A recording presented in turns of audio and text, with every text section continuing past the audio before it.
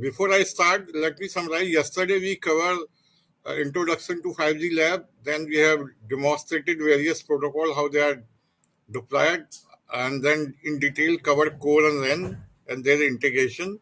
Then we touch upon MEC, various applications, how they have been installed, and in detail, Dux covered the testing and tracing tools like Warsack, Sigma ML, and demonstrated their use to end-to-end working of various protocols in 5G network. Then we covered three more sections like AI, ML, and IoT in context of our 5G lab solutions. We also discuss quality of service and security related features of our lab. And in the end, Ritvik cover network management system. So today focus will be the peripherals and use case demo. So we'll start first with the individual device. And individual device, we will cover their architecture features and maybe critical 5G related aspects. And then towards the end, once we finish each device, we will go to integrated use case demo. So that's the way I have planned the day. And because these devices are extensive technical detail, so maybe respective subject matter specialist will pitch in for each and every device. So with that, I'm starting with very first device known as eval board. So I'll just give a very top overview, then hand it over to my colleague for your detailed hands-on and troubleshooting. So very first, this device is known 5G well board. The purpose of this board given to various institutes is to do experimentation with 5G modem. You can connect with any kind of sensors which have the requirement for 5G connectivity. So you can integrate them, and this board have one side give the connectivity to the 5G, the other side it give multiple interfaces to connect the sensors. One of the which will be demonstrated to you will be the Wi-Fi, the other interfaces as well. But our focus will be to demonstrate how to connect the IoT board. In case our case is a Raspberry Pi, and with Raspberry Pi there will be couple of sensors which are connected, and that Raspberry Pi will be connected to eval board 5G modem, and this 5G modem will enable to connect to our what you call lab, and it could be for the subsequent analytics, and maybe our focus for here will be demonstrating many 80 commands. So now I will hand over to my colleague Aryan to take you step by step how we set up eval board. So now Aryan.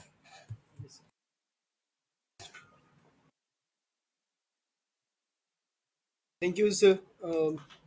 So we are taking any disk of another machine on which we have currently connected this evaluation board with our private network, and we will follow all these set of procedures to demonstrate different set of steps for different features and different functionalities. Just give me a moment.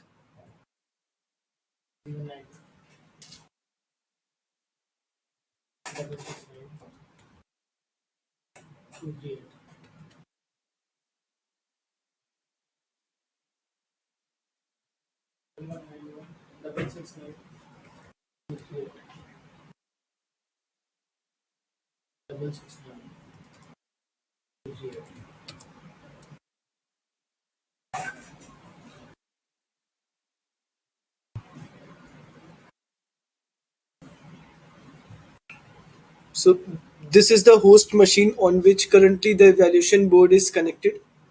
Now we will follow different set of commands to check different features and functionalities of evaluation board connected with a private 5G network. Over to you, Aryan.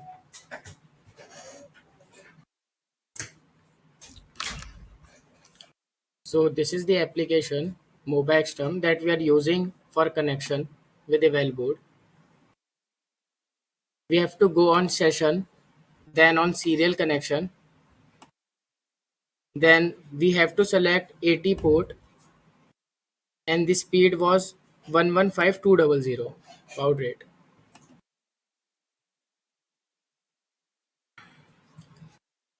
For check the connectivity, we type 80. If it replies okay, it means the connectivity is okay. By ATI, using yes, ATI gives information about the chipset, and if any college professor is sitting in lab, so they can also try and test these commands parallelly. Yes, sir. So now we will attach a well board to our private network by using the custom APN. In this step, we are configuring private 5G APN in the evaluation board. So our custom APN was 5G Lab S1. As we know in PPT,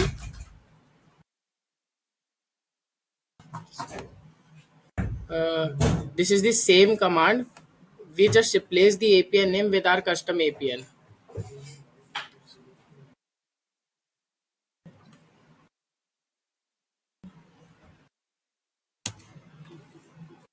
OK determines that APN is successfully configured in evaluation board named 5G Lab S1.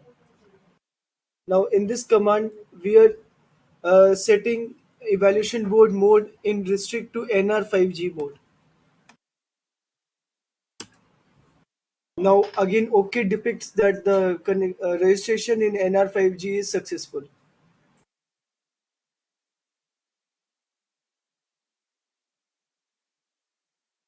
80 plus CFUN equal to 0. Basically, it shut downs the all services and switch evaluation board into minimum functionality. It takes some time and restart all the services required for connection, and it will set a custom APN and mode on startup. Now, with this command 80 plus CFUN equal to 1, we are switching our evaluation board to maximum functionalities. And again, OK determines that it has been converted to maximum functionalities now.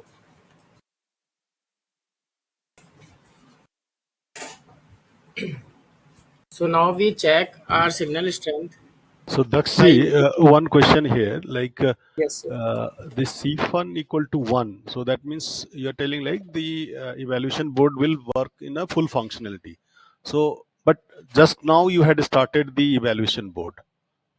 So Sir, let what me made first finish this set of procedure of commands. Then we okay? will solve all doubts in I the just end. I just kept my question. You can answer later. Yes, yes. Just please drop the question in the chat box, or you can drop to me also as well.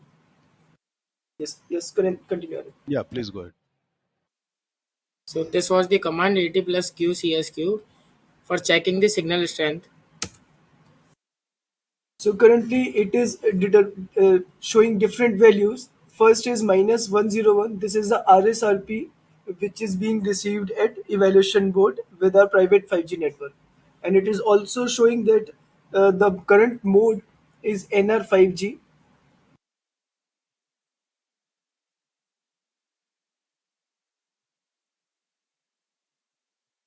So by using this command, we are able to see the IP address that are located by our network. And we can also verify in our data in SMF logs that the IP assigned to evaluation board is 12.0.0.3. Now we can also now on the backhaul, this evaluation board is connected by SIM with a private 5G network, and on the front haul interface, it also radiates Wi-Fi on both bands, like on both channels, 2.4 gigahertz and 5 gigahertz. So we can also use that front haul Wi-Fi interface to connect different devices, like different UEs, different peripherals, and different MCUs also.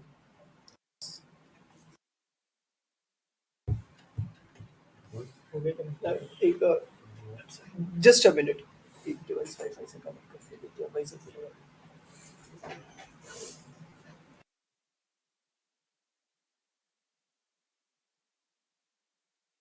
Now we are trying to connect another, device to eval board using its Wi-Fi.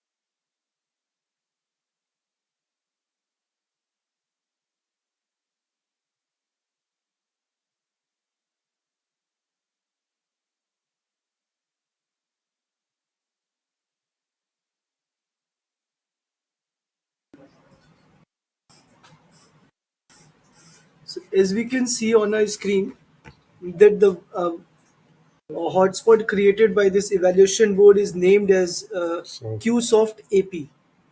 And on the visor, we have connected another device on which we are connecting uh, this device to evaluation board's Wi-Fi.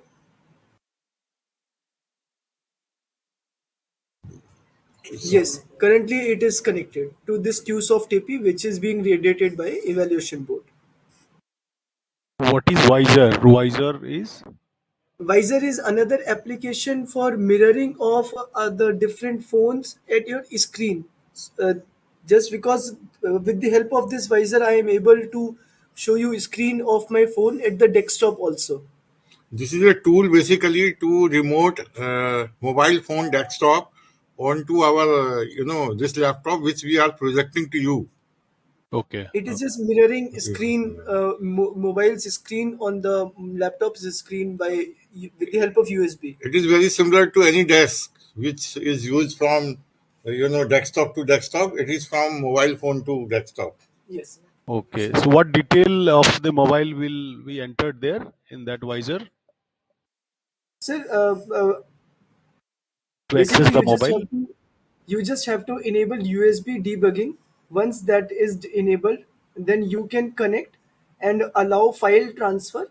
Once these two steps are completed, then you can connect this any Android device with this with Visor. Okay. So login credential will be their Sir, pattern. there are no login required. There is no Okay. login required for this. It is already been installed in every device. So we have completed all the required information for evaluation board. We have also demonstrated the functionality and its connection with private 5G network. Now we are proceeding with router with firewall. Just give us a moment to set up the device. So it will take few minutes to go to the next device of the day, which is the NX gate firewall. So evaluation board will be that much. Like evaluation board, we are not going to do anything else with this evaluation board. No, no, we have done, sir. We have configured eval mode using the command, and then also enabled its Wi-Fi. Then connected another device through Wi-Fi, and shown you this much is the demo for working of eval board with 5G. What is your question, which I'm is asking not like clear? what else? Evaluation board is like, as you have described, this can be utilized for any connect. It is a ready-made like modem available with your evaluation board. So if you want to utilize any device, connect the device with that evaluation board, you can do that. So what? Let me So complete any this. initial configuration, it is fine. You had configured the evaluation board, connected with 5G networks, checked the all the essential parameters. Now what? What we need to So do with that? yes, now in the first half of today's meeting, we are covering all the connections of all the peripheral devices with our private 5G network, and in second half of today's training, we will cover different use cases based on those peripherals with our private 5G network. So that is the today's plan, sir. Okay, means just First, now let you had us cover the connected. connectivity of every device with the private 5G network. Once this is covered in first half, then in second half, we will take different use cases which we have implemented as part of this lab, and we will also recommend different use cases you can develop based out of it. Okay. So that is the plan, sir. Currently, we have demonstrated how to connect Connect. eval boards with 5G as well as extend 5G capability to connect the other device using its Wi-Fi capability, which is inbuilt capability of eval board. And we have connected one device and shown to you. So this much is the purpose of this section. In the afternoon, we will extend this to connect the sensors through this setup. So in next hub, like again, you will connect the eval board and then Yeah, show yeah. us the Yes, expel yes, capability. yes. Sure, sure. We will surely We will cover we that will part, sir. surely cover that So part. this part is already been taken care. Okay. So next device is router with firewall. Thank you, Bhupinder sir, for your presence. So now I'm requesting Prakash sir to take over for router with firewall. Thank you, Prakash sir. Good morning, everyone. So,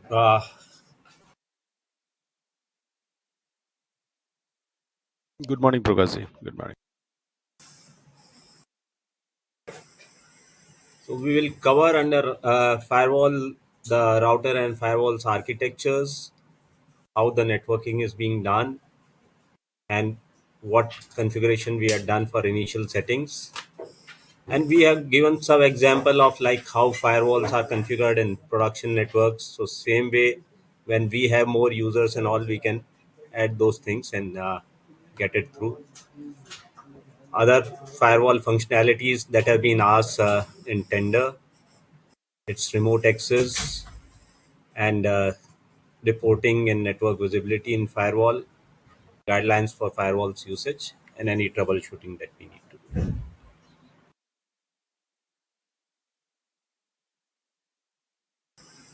So let me just log on to firewall here.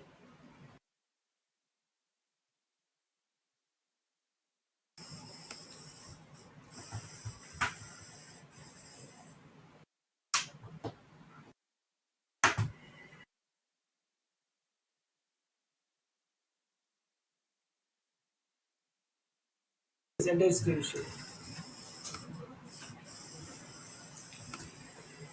So to access the firewall, we have two IPs, 192.168. There is a LAN port on the firewall for management access. If we are accessing through it, the IP is 192.168.100.1. But otherwise, from any other machine, you need to access through the IP given by your IT team to the firewall. So here we are given this IP to the firewall and we are accessing using that.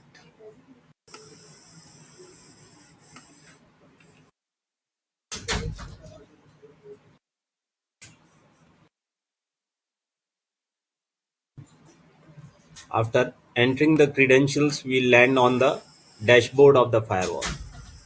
So dashboard shows us these things, alerts, filtering hits, data, how much is number of active users, usage of the firewall, CPU, interface information, the WAN interface, whether it's connected or not, LAN interface, what is the upload and download from LAN interface, and other standard data about the firewall, its license and serial number and all those things.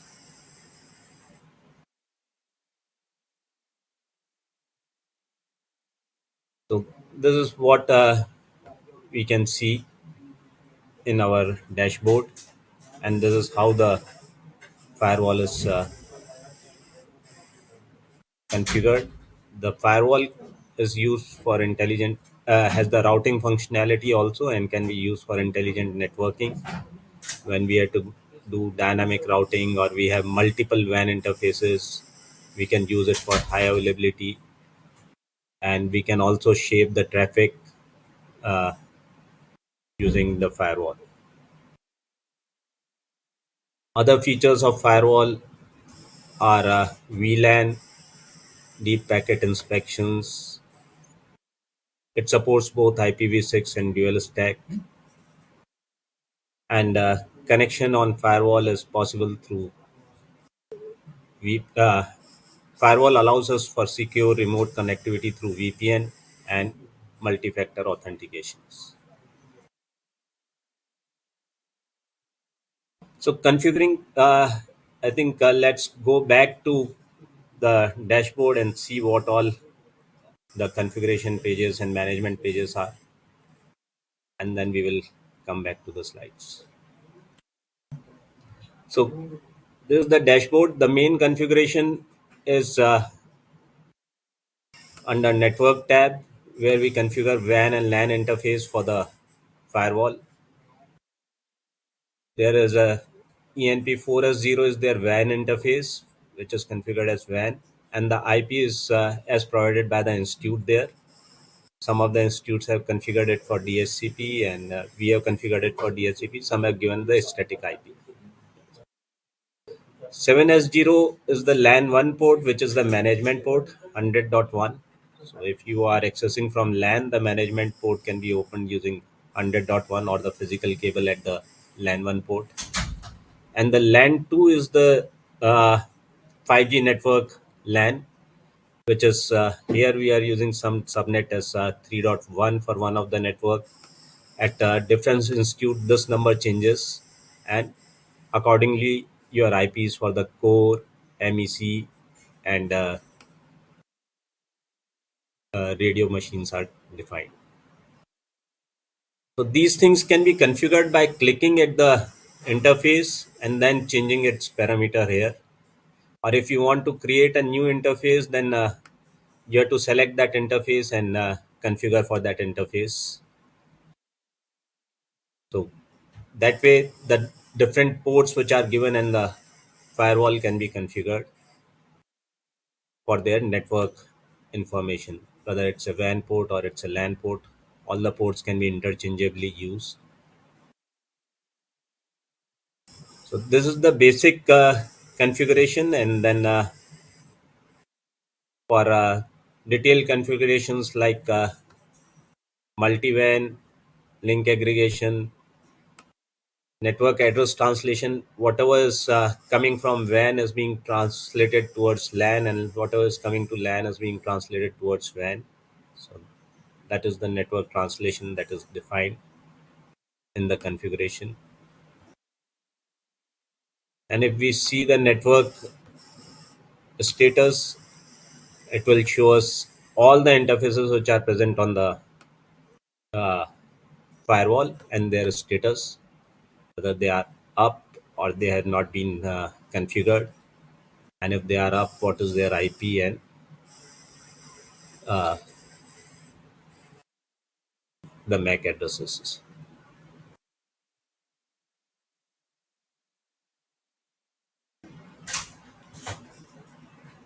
So this is the network configuration. Then the uh, on the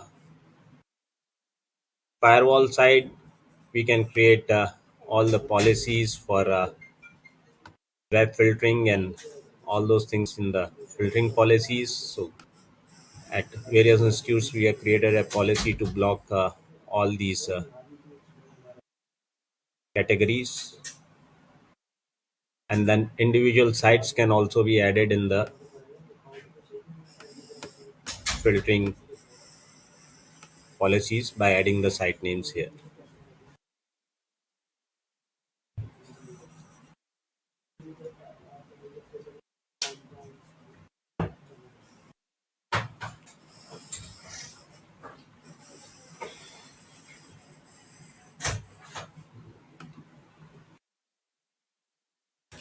So we have seen the WAN configuration. So in the WAN, we get the IP, subnet mask, gateway address, and all those details of the networks we configure there. And similarly for LAN, we configure the firewalls, LAN, different LAN zones, and their IP ranges.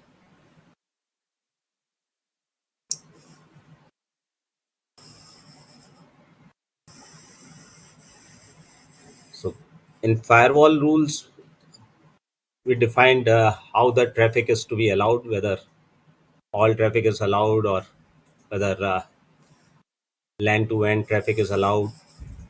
All those routes are defined there in the firewall rules.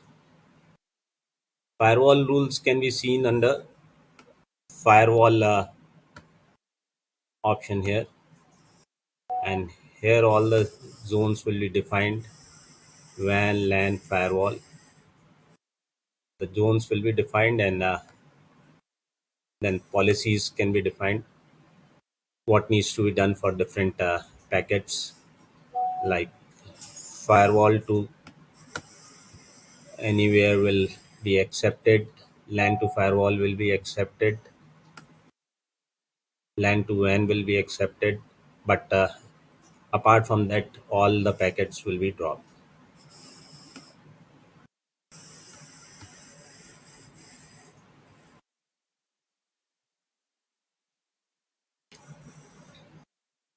In the We can also update the firmwares. That happens on the backend also.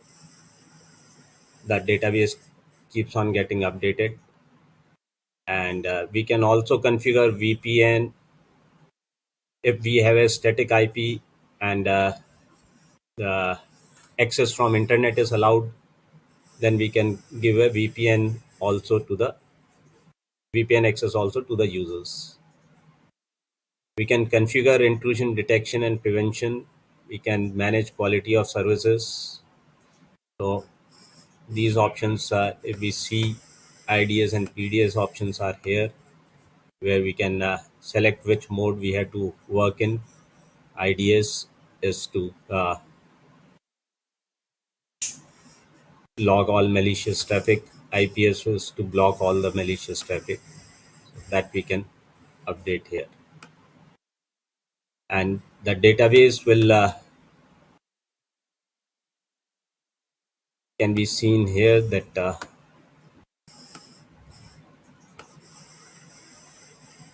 how many domains are there in the site, and IDS, IPS, it will show that when it was last updated, and how many different threat signatures are being blocked.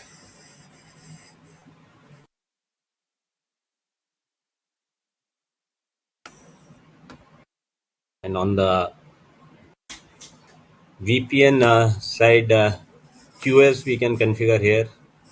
So different users and applications can be provided different QS, and that can be defined here. And for VPN, we have to configure the VPN. It supports various types of VPN. For SSL VPN, we can create the SSL VPN server here, and VPN clients can also be created here.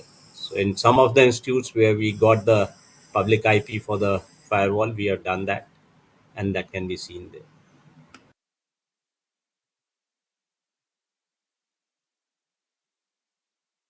So a small example like how firewall can create security within a production environment is like you can create different zones. There is a WAN zone, which is like external network on which particular port that is landing. There is LAN zone, that is your internal network. That way, there will be a port for that. There can be a DMZ zone, and then there can be guest zones and VPN zones that we can define.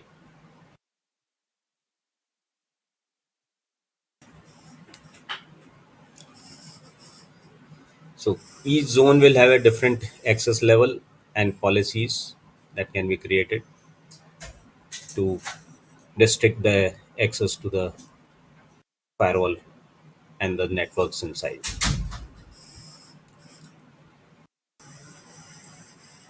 General admin configurations, it supports backup and define backup time and all, so that this whatever configuration you have created is backed up regularly.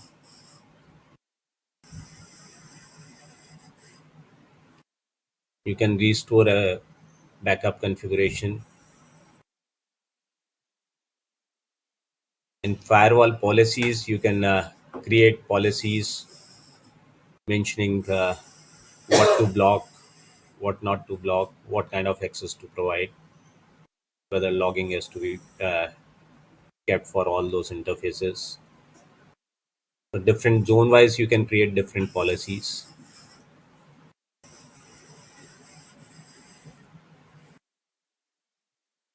And similarly, in the rules, you will define uh, different protocol wise and services that has to be provided in the different zones.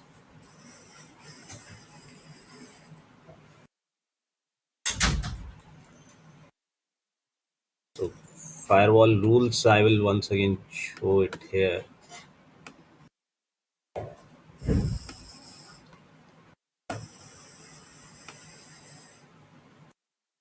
So here different rules can be created using different protocols, and all those things can be done.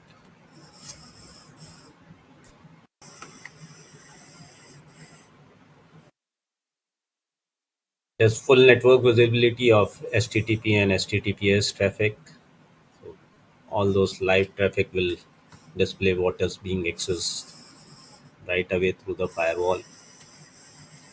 That can be seen right at the interface.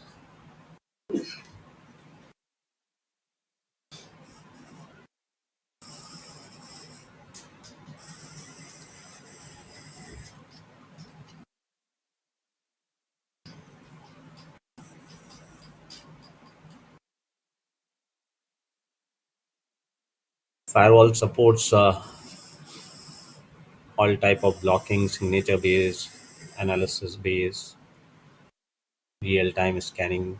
They keep on updating their database accordingly.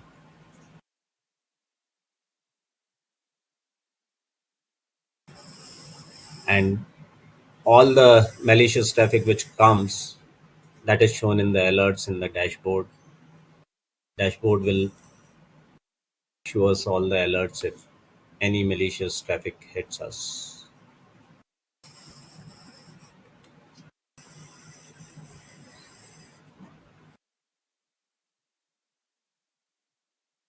Some of the trusted networks can be excluded also from being monitored if we have certain ports running inside and we know that those have to be not to be monitored, we can exclude them also.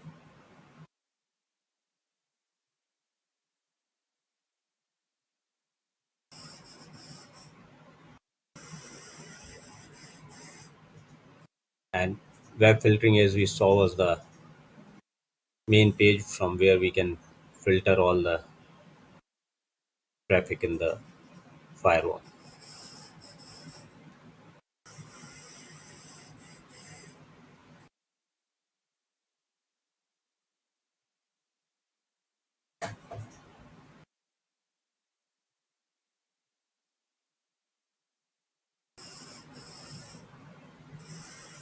Firewall also has a proxy mode as of now.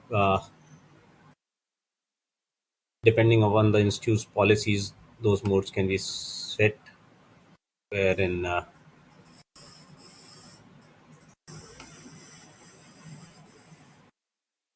filter. In web filtering, we have proxy mode where we can enable or disable the proxies.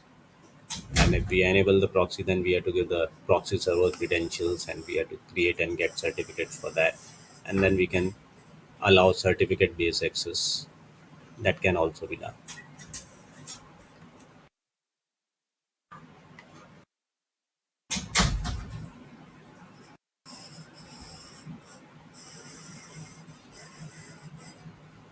Users can be created under user ID, and then with uh, each users we can map their IP addresses or we can bind them to MAC. All those configurations can be done under the users, where we can create different user groups and users that will have access to the firewall.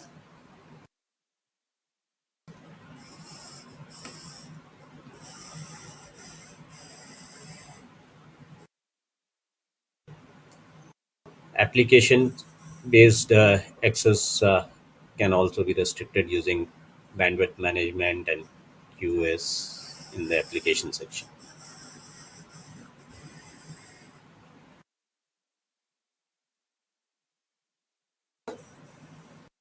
Different type of logs are available that can be seen under logs. We have network log, data log, connection log, IPsec log, VPN log. All this data will be available under the logs folder.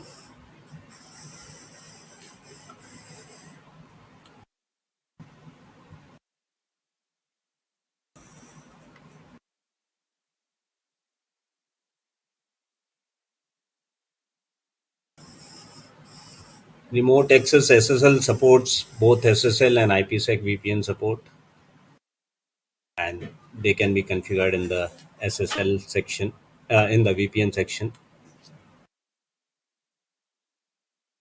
SSL and IPsec, PPTP,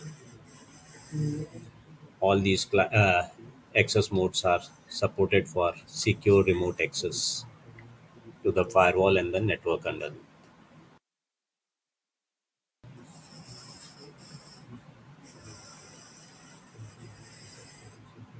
So IPsec is site to site. If we have another firewall at another place, IPsec can be configured.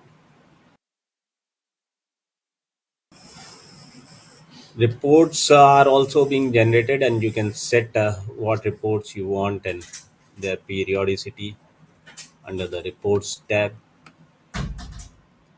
So here you can click on generate report, enable those reports like link alerts, anything happening in the link, and the frequency of the report you can define.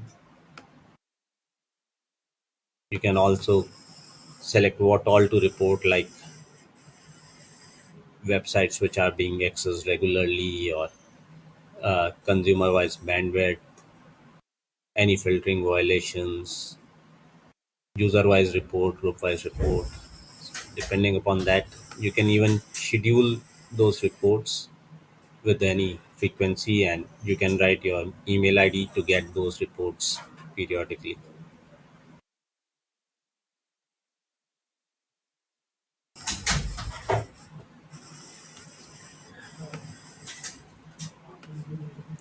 This is how the link report will look like, whether the link, how much data traffic has moved through the link, upload data, download data at the different periods. So it can create a graph for you. Bandwidth utilization.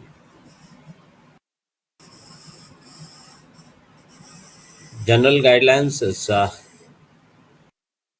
best practices to follow is to ensure that the access is controlled using strong passwords, and you can enable multi-factor and authentications. Network security and firewall rules should be such that the traffic is being allowed in the right directions only. VPN and remote access files are shared with the right people, and there should be a multi-factor authentication there also. Filtering is enabled so that all malicious and unwanted data is filtered, and regular monitoring of reports and keep the firewall updated.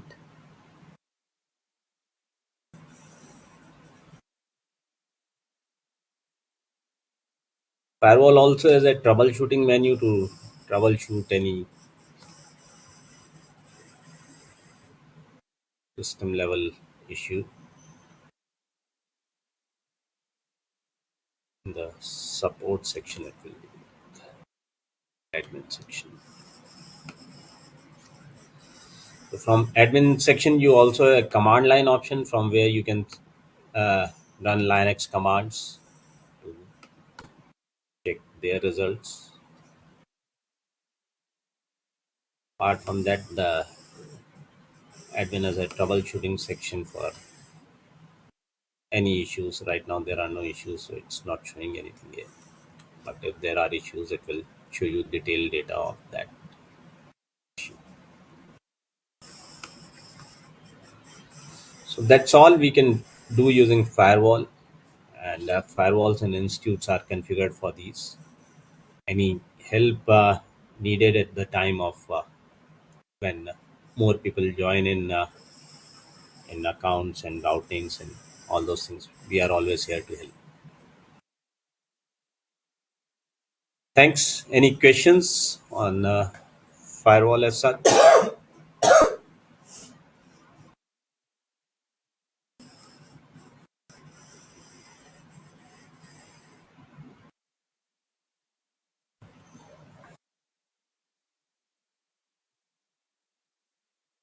We are ready to have any questions answered if we कोई question नहीं है. So, Bhandari ji, one, is it audible? Yeah, you are audible, sir. Go ahead. Audible. So, initially you had mentioned that SSL VPN client and SSL VPN. Yeah. So, what is the difference? Like, are we going to use the both one, or in which situations we will use the client one, or SSL VPN is a server one, or what? SSL client needs an SSL server also. So this Okay. firewall will run the SSL server. Mm-hmm. So you configure SSL server details here, and then you create clients for the clients to access the Okay. So separately we have to make them first separate. server and Yeah. then other devices Yeah. as a other server So system as a VPN, there client. are different types. So there will be one active at a time. There may be a SSL type VPN, or there may be a PPTP type VPN, or there may be a IPsec VPN. So here the what is the significance of client means all systems are here at one place only. So which So systems we can make when them the as lab a is being used by external people, then we might okay have to create certain clients for them. So okay this okay so lab, as being envisaged, is that will be open to industry and the users. So okay when you have on case-to-case basis, you will have to configure their access to these systems using these clients or something like that. okay so from outside also person Yeah, can access this system also. So as right. you So for as you are that, accessing you have to have a public IP. okay. Right now, all these IPs are internal IPs only. So this firewall is in our network, and we are able to access it. So But if currently, someone you has are to also access accessing. remotely, then you have to have a public IP netted to this IP, whatever Yeah, you are given to the firewall. right. Currently, like for wireless for scale, you are also accessing our system, right? Different lab systems. So you So had currently, created at we your are system as a client or what? As a server. so in some of the places we got VPN clients created, and we are accessing them through VPN clients. So you had made So, your system there as a client or server there. so there we will be client and the server is running in the firewall. Okay, okay, okay. So currently, you are accessing the different lab accordingly only, right? In that manner Yeah, only, as if your they have client. given the private IP, we have created VPN clients there and we are accessing through that. Okay, okay. I think So it will be same thing good also. that all of you get the public IP allocated for the No, lab so that so just I'm asking, like, as you are accessing our lab, suppose if I'm allowing my extension center to access my lab, right, in a similar manner, so yeah, yeah. should I? We need to give the similar like private IP or public IP. We have to give We have to give a public IP and then we have public to create an account for them. Yeah, as a separate account. Okay, yeah, okay. Can also access these systems from there also. Okay. right, As you are currently you accessing, right? Okay. right. So how many such clients can be connected here? Oh, there's not much limit here. We can create multiples, hundreds Okay. of them. Oh, thank you. Thank you. Okay. Okay, if there are no other questions, we move on to the IoT devices and the IoT gateway that we have provided. Daksh. Thank you, sir. Hello, everyone.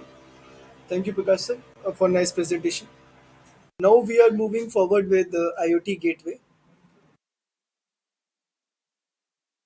In IoT gateway, today we will cover different features of IoT gateway, its architecture, basic communication protocols used in IoT gateway, VLAN, its security, different guidelines for SIM insertion in IoT gateway, uh, custom APN settings for IoT gateway, and connection of IoT gateway with private 5G network and its troubleshooting.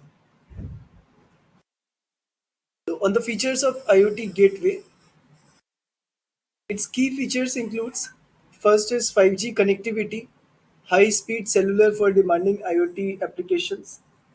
Next it's dual SIM capability. So it uses redundant connectivity for reliable operations. Next is industrial grade. Its design is rugged for harsh environment. It is hosted on RUTOS. It is an advanced operating system for security and flexibility. Next is RMS compatibility. Remote management for efficient deployment is also supported. It also supports Ethernet and Wi Fi, versatile connectivity options. It is also supporting GNSS, basically used for location tracking capabilities. And IoT gateway roles, as in bridges IoT devices to the cloud. It enables reliable data transmission. It facilitates remote device management as well. IoT gateway architecture. IoT gateway consists of multiple layers. First is hardware, which includes processor, and we are supplying Intel Celeron J3455, and the RAM supported here is up to 8 GB, and it has different Ethernet ports with dual SIM slot and a USB interface, and it also includes different antennas for cellular and Wi-Fi connectivity, as well as for GPS. And in connecting layer, it supports multiple communication protocol like LTE, 5G, Wi-Fi, Ethernet, and VPN tunneling. Next is edge computing layer.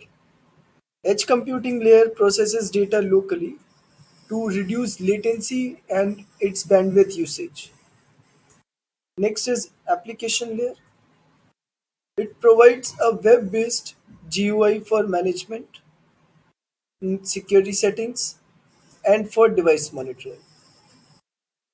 Next is cloud integration layer. It supports cloud-based analytics and remote management. Now we will discuss different communication protocols used in IoT gateway. This is a list of communication protocol we are using in this IoT gateway, which includes MQTT, message queuing telemetry transport. It is a lightweight messaging protocol for IoT devices. Next is HTTP HTTPS, Hypertext Transfer Protocol. It is a standard web-based communication protocol. Next is Modbus. It is basically used in industrial automation. Ethernet based. Next is Wi-Fi and Ethernet for LAN connectivity. And next is different telecom technologies like LTE, 5G for mobile network connectivity. Next topic we will discuss is VLAN. VLAN supports simultaneous server and multiple clients. It also supports different multiple client configurations across various VPN protocols, with enhancing its flexibility and security in network deployments. It also supports different VPN protocols, for example, OpenVPN, PPTP, L2TP, FireGuard, and so on. Next is GRE tunneling. GRE is generic routing encapsulation, and with GRE tunneling, it is capable to operate over different IPsec for enhanced security. Next is S tunnel.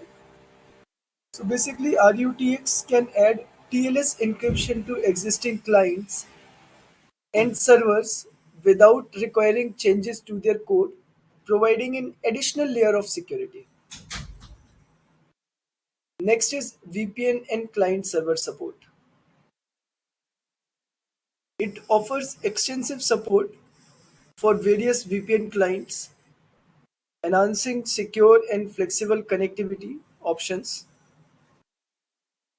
These VPN client support is available on these devices, which includes OpenVPN client, IPsec client, PPTP client, L2TP client, SSTP client. These comprehensive VPN client supports makes this Teltonica RUTX versatile choice for secure and flexible network requirements.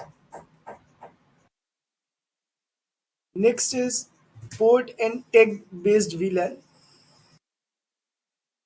So RUTX supports for both port and tag based VLAN, which enables efficient network segmentation and its management.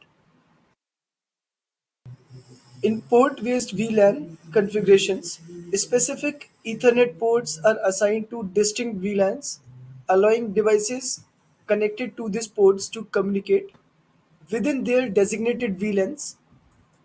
This setup is basically beneficial for isolating network segments without requiring VLAN tagging on individual Ethernet frames. Next is tag-based VLAN. It involves adding VLAN identifiers to Ethernet frames, allowing multiple VLANs to coexist on a single physical port. This method is generally useful when connecting the router to manage switches or other VLAN aware devices. Next, we will discuss about security of RUTX or IoT gateway. It includes firewall rules. We can configure firewall rules.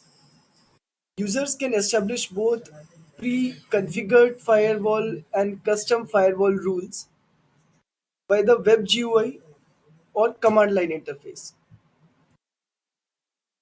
Firewall also includes demilitarized zone known as DMZ. So router supports DMZ configuration, allowing isolation of specific devices from the internal network to enhance security. It also supports NAT, that is Network Address Translation.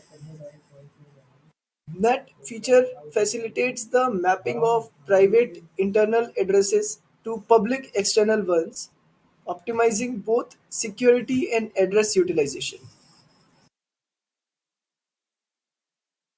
Apart from firewall, RUTX also supports DDoS prevention. DDoS prevention supports is enabled by default, and this feature safeguards again against by attack against attacks by limiting the rate of incoming packets, thereby preventing resource exhaustion.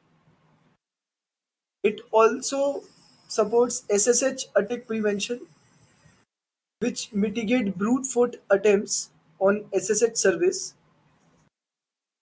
The router can be configured to detect and block excessive SSH connection attempts. It also supports HTTP HTTPS attacks prevention. Protection mechanisms are available to defend against HTTP and HTTPS flood attacks, ensuring web services remain responsive under malicious traffic conditions also. At last, we have port scan prevention, which can detect and block various port scanning techniques, including SynFin, SynRist, XMAX, null flags, fin scans, thereby thwarting efforts by potential attackers. Next topic, we will discuss about how to limit data for SIM card. So this router provides a feature to set data usage limits for each SIM cards inserted, allowing you to manage and control mobile data consumption effectively. So key features of data limit configuration includes data connection limit, data limit, reset period, reset time, SMS warning, warning threshold, and its phone number.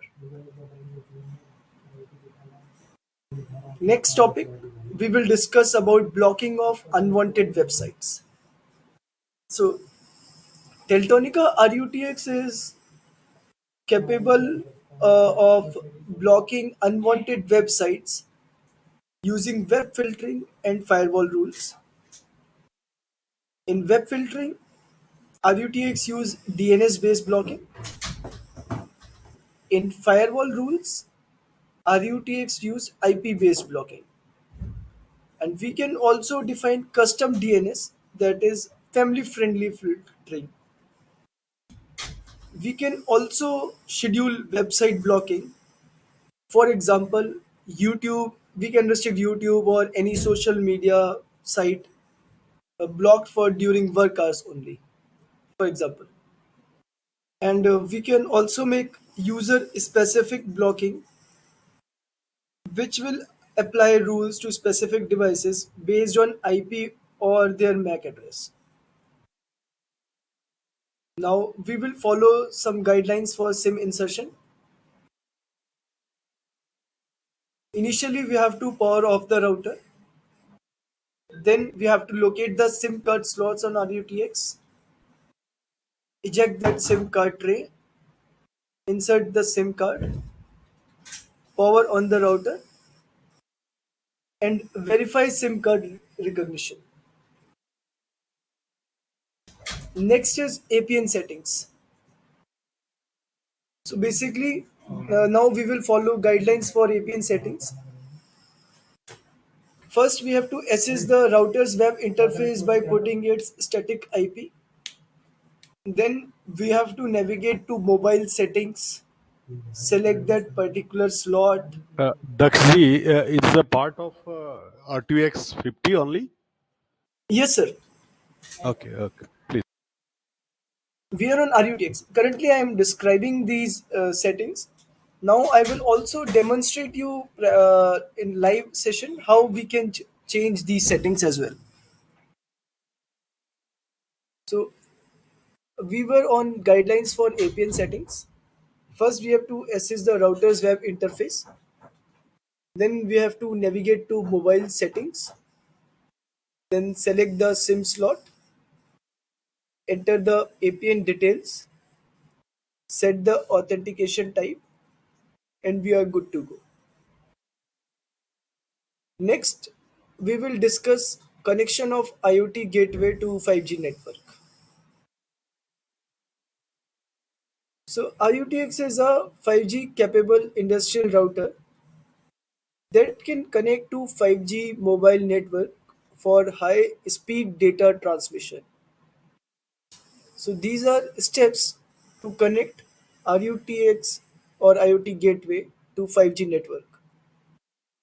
First, we have to configure 5G network settings just like we discussed in earlier slide.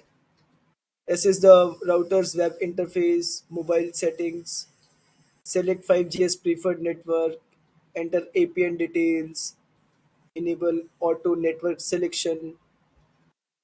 Then we have to attach antenna to RUTX. Then just make sure that RAN and core network are up and running on the backend so that while you are inserting private 5G SIM card and entering all the custom details of APN, then your RUTX will automatically connect to the particular network. Check the registration as Yes, well. yes. We can check that connection status on web UI also.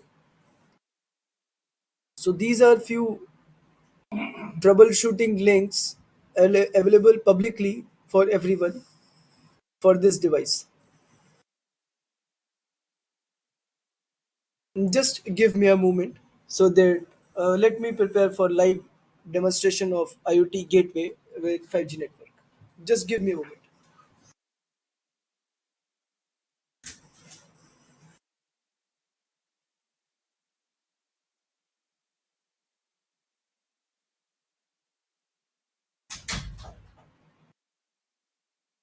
So now our team is preparing the live demo for this gateway device, which is very powerful, which you have seen in this feature list.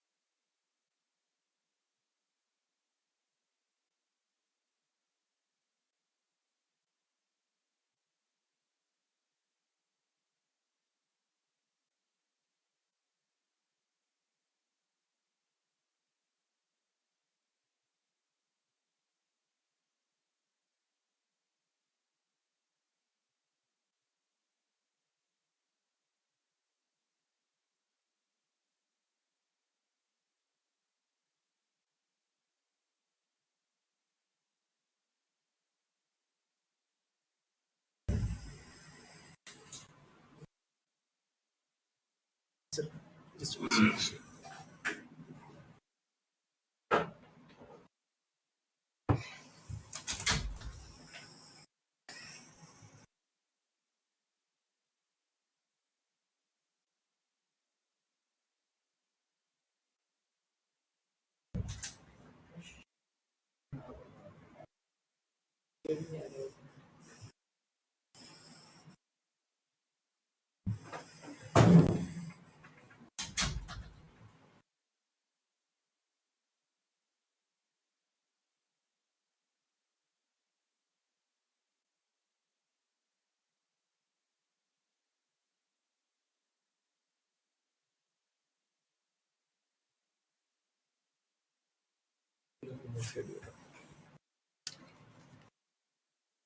Hello.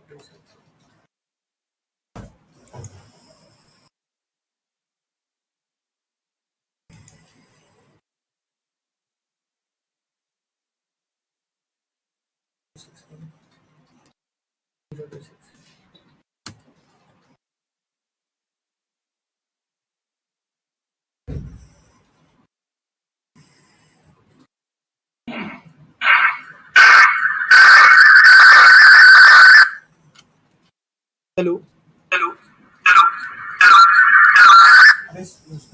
मेरा नहीं है.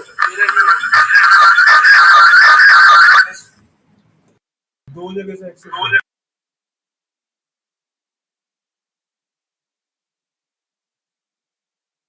Hello.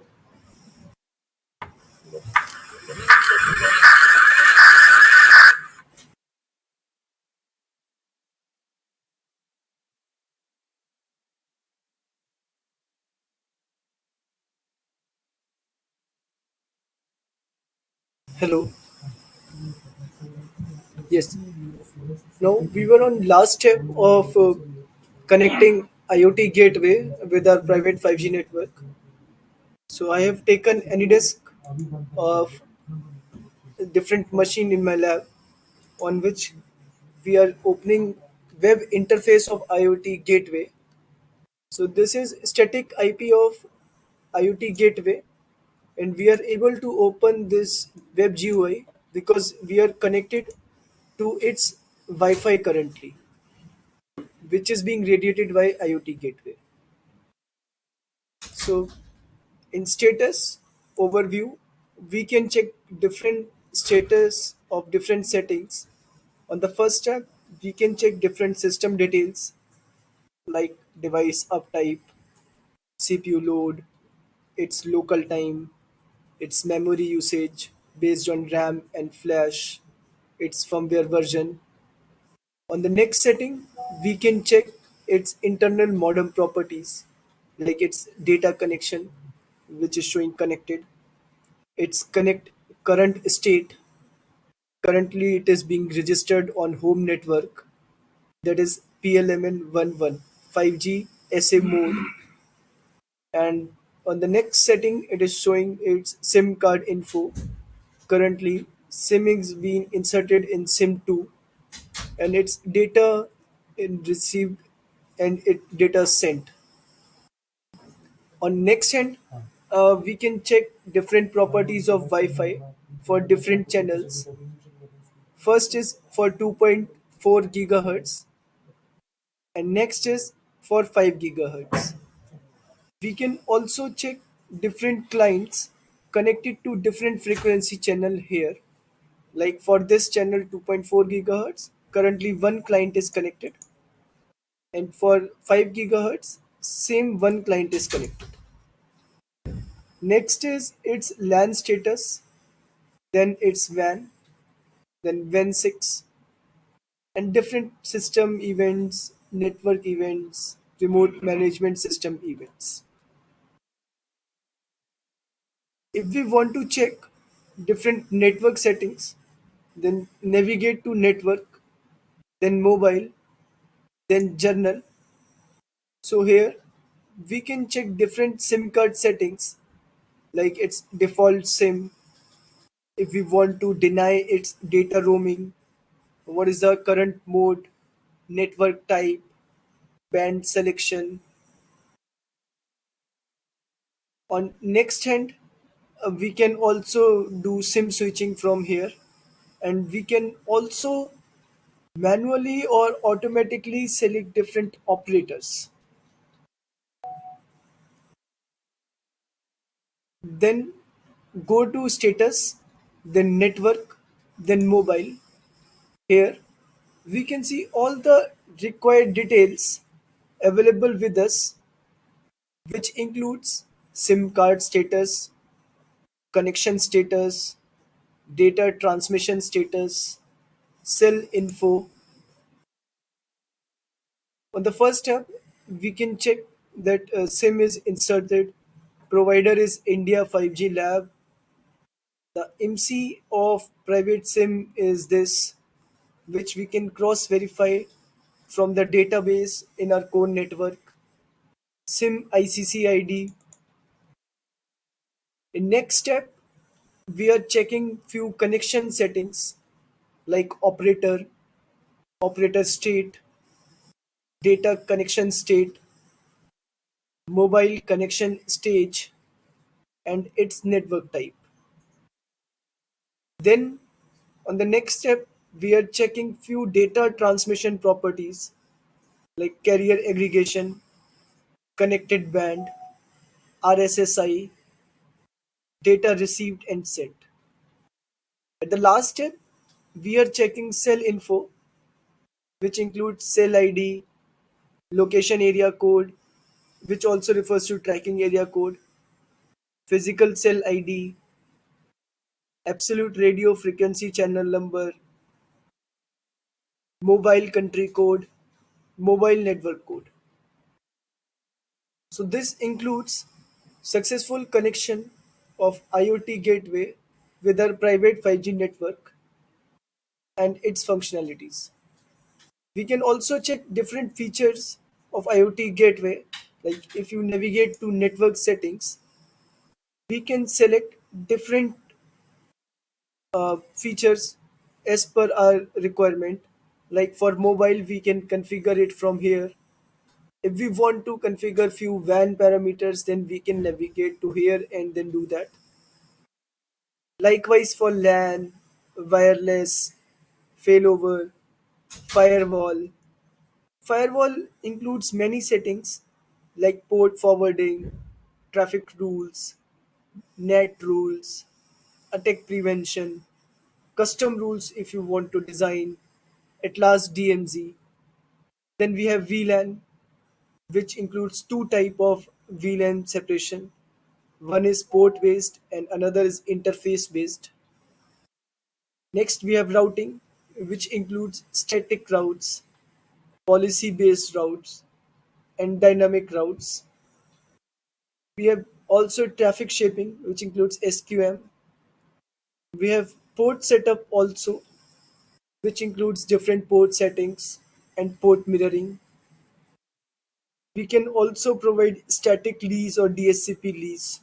And at last, we have DNS. These are network properties of IoT gateway, which we have concluded so far. Next is different services available in IoT gateway, which include different cloud solutions, and it supports RMS, that is remote management system.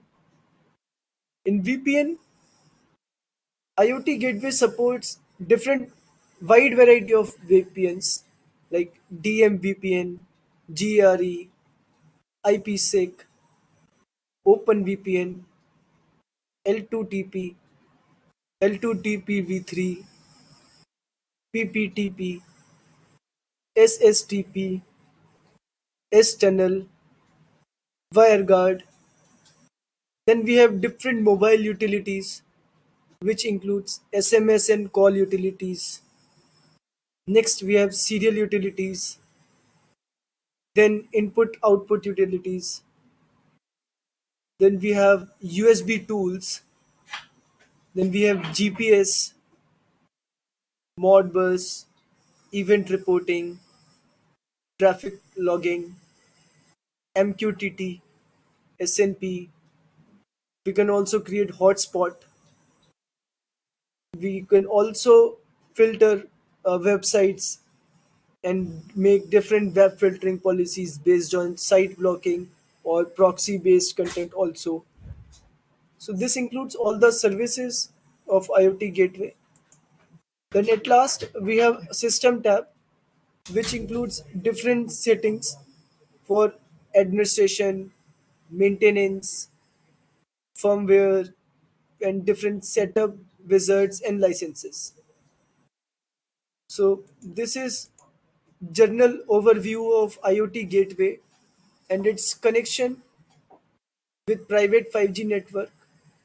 And on the front hall, we have connected two different clients with IoT gateway on two different frequency channels, which shows both Wi-Fi interfaces are working.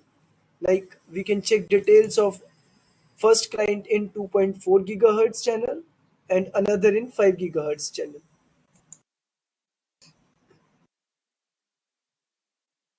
So we have concluded IoT gateway.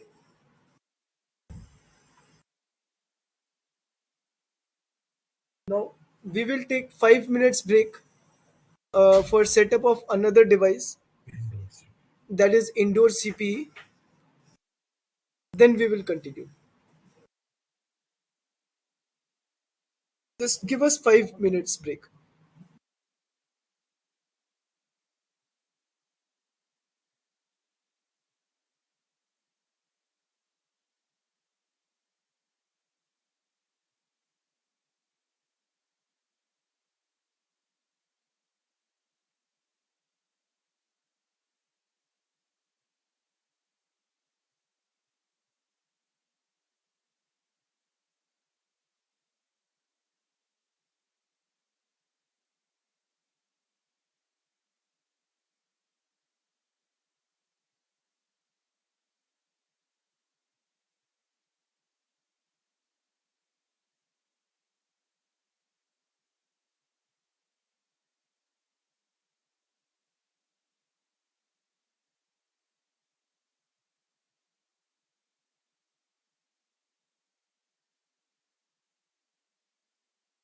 Dakshji, is it audible?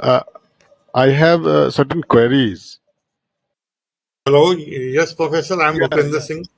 yeah, Bhupinder sir. Yeah, so sir, one thing, like RUTX 50, like is connected with the your private network, and then through this RUTX, like you are providing the services access point for IoT also, as well as for other devices also. So Yeah, we using the all Wi-Fi. Wi-Fi also. But Okay. I'm like just one query is coming in my mind, like that how it is different from normal access point. So if any access point providing 5G services, like customer CPE is also providing one access point. So how it is different from them? And Okay, although Professor. there are Yeah, yeah. uh, I got your question. Yes, sir. What was the question? mhm, Uh, IoT gateway, in addition to providing the Wi-Fi, it have, much more powerful device, right? It's if you notice, it has inbuilt many feature of firewall, right? So mhm, it is different than any other Wi-Fi access point, like a CPE. If you go to CPE next, we'll go. They do not mhm, have powerful security feature as this IoT device have, right? Plus, mhm. IoT device, as I say, it's a IoT gateway. It also provide a means to interconnect to the With another network. Mhm, internal as it's outside. It allow you to connect the various sensors to the cloud side. For our case, it could be even MEC server. So it's a very okay. powerful, and at the same time it have inbuilt very sophisticated firewall. You must have noticed it Yeah. allow web filtering, it allow VPN setting, it allow Mhm, segmentation using what you call VLAN. So this device is very powerful. May not be same mhm. capability in the next device. Same Correct, capability correct. were not there in evaluation board, which we discussed in the morning. Okay. Mm-hmm. So I hope See, you must. what I'm asking one thing that if you are connecting any IoT devices with the IoT device with this IoT through Yeah, yeah, wireless. Can we connect? yeah, Can we connect through wireless? yeah, yeah, sure, Any sure. IoT We device can. wirelessly we can connect any IoT with this IoT gateway. So Correct. effectively, that IoT is getting one access through this IoT gateway. So this access point will be different from any other access point. So if we are connecting any IoT through this gateway, like we can changes so many features. We can include filtering, firewall Yeah, rules, yeah.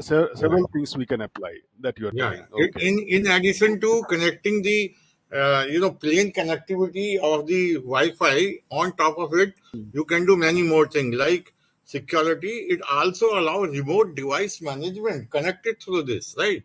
Let's say if I Okay. have connected 20 IoT devices through this, Devices with so this. this provide allow me to manage all those 20 devices. And in fact, Okay. even this IoT also can be managed remotely through remote management capability. Yes, sir. Correct. So, Correct. So though, saying that way, so it is a very powerful device. So the condition should be like those IoTs should be accessing the access point what RUTX50 is providing. Okay, then Yeah, only like the we can minimum do this condition is accessibility. those IoT devices which you want to connect, they should have a Wi-Fi module as a Wi-Fi client. They should be able to configure, right? And then The those client will be there. Wi-Fi Client client can be connected to our this gateway server. RTX50. Correct. Correct. Okay. Okay. So like one thing, like web filtering, firewall, other features are you can manage at the core level at or at the GNB level also. But No, no, sir. so this Actually, is one these additional are product features. These are product features. This IoT product gateway features. also supports these extra capabilities. Okay, okay. So apart from the Uh, normal, the core level yes, or yes. the GNV level, like it can be Maybe done at the we device level explained also. you already. There is a very capable firewall in terms of NX gate, which will allow us to protect our 5G network in the lab, as explained by our earlier speaker Prakash Bhandari ji. If you want to connect your 5G lab to external user, like in future you will expose this lab to startups, so then, if you want to protect your labs against any unwanted, violation, so you can create secure connections There also. using So this. on top of that, like other filtering, you are suggesting those filterings are applicable at this gateway level only, No, right? this is different.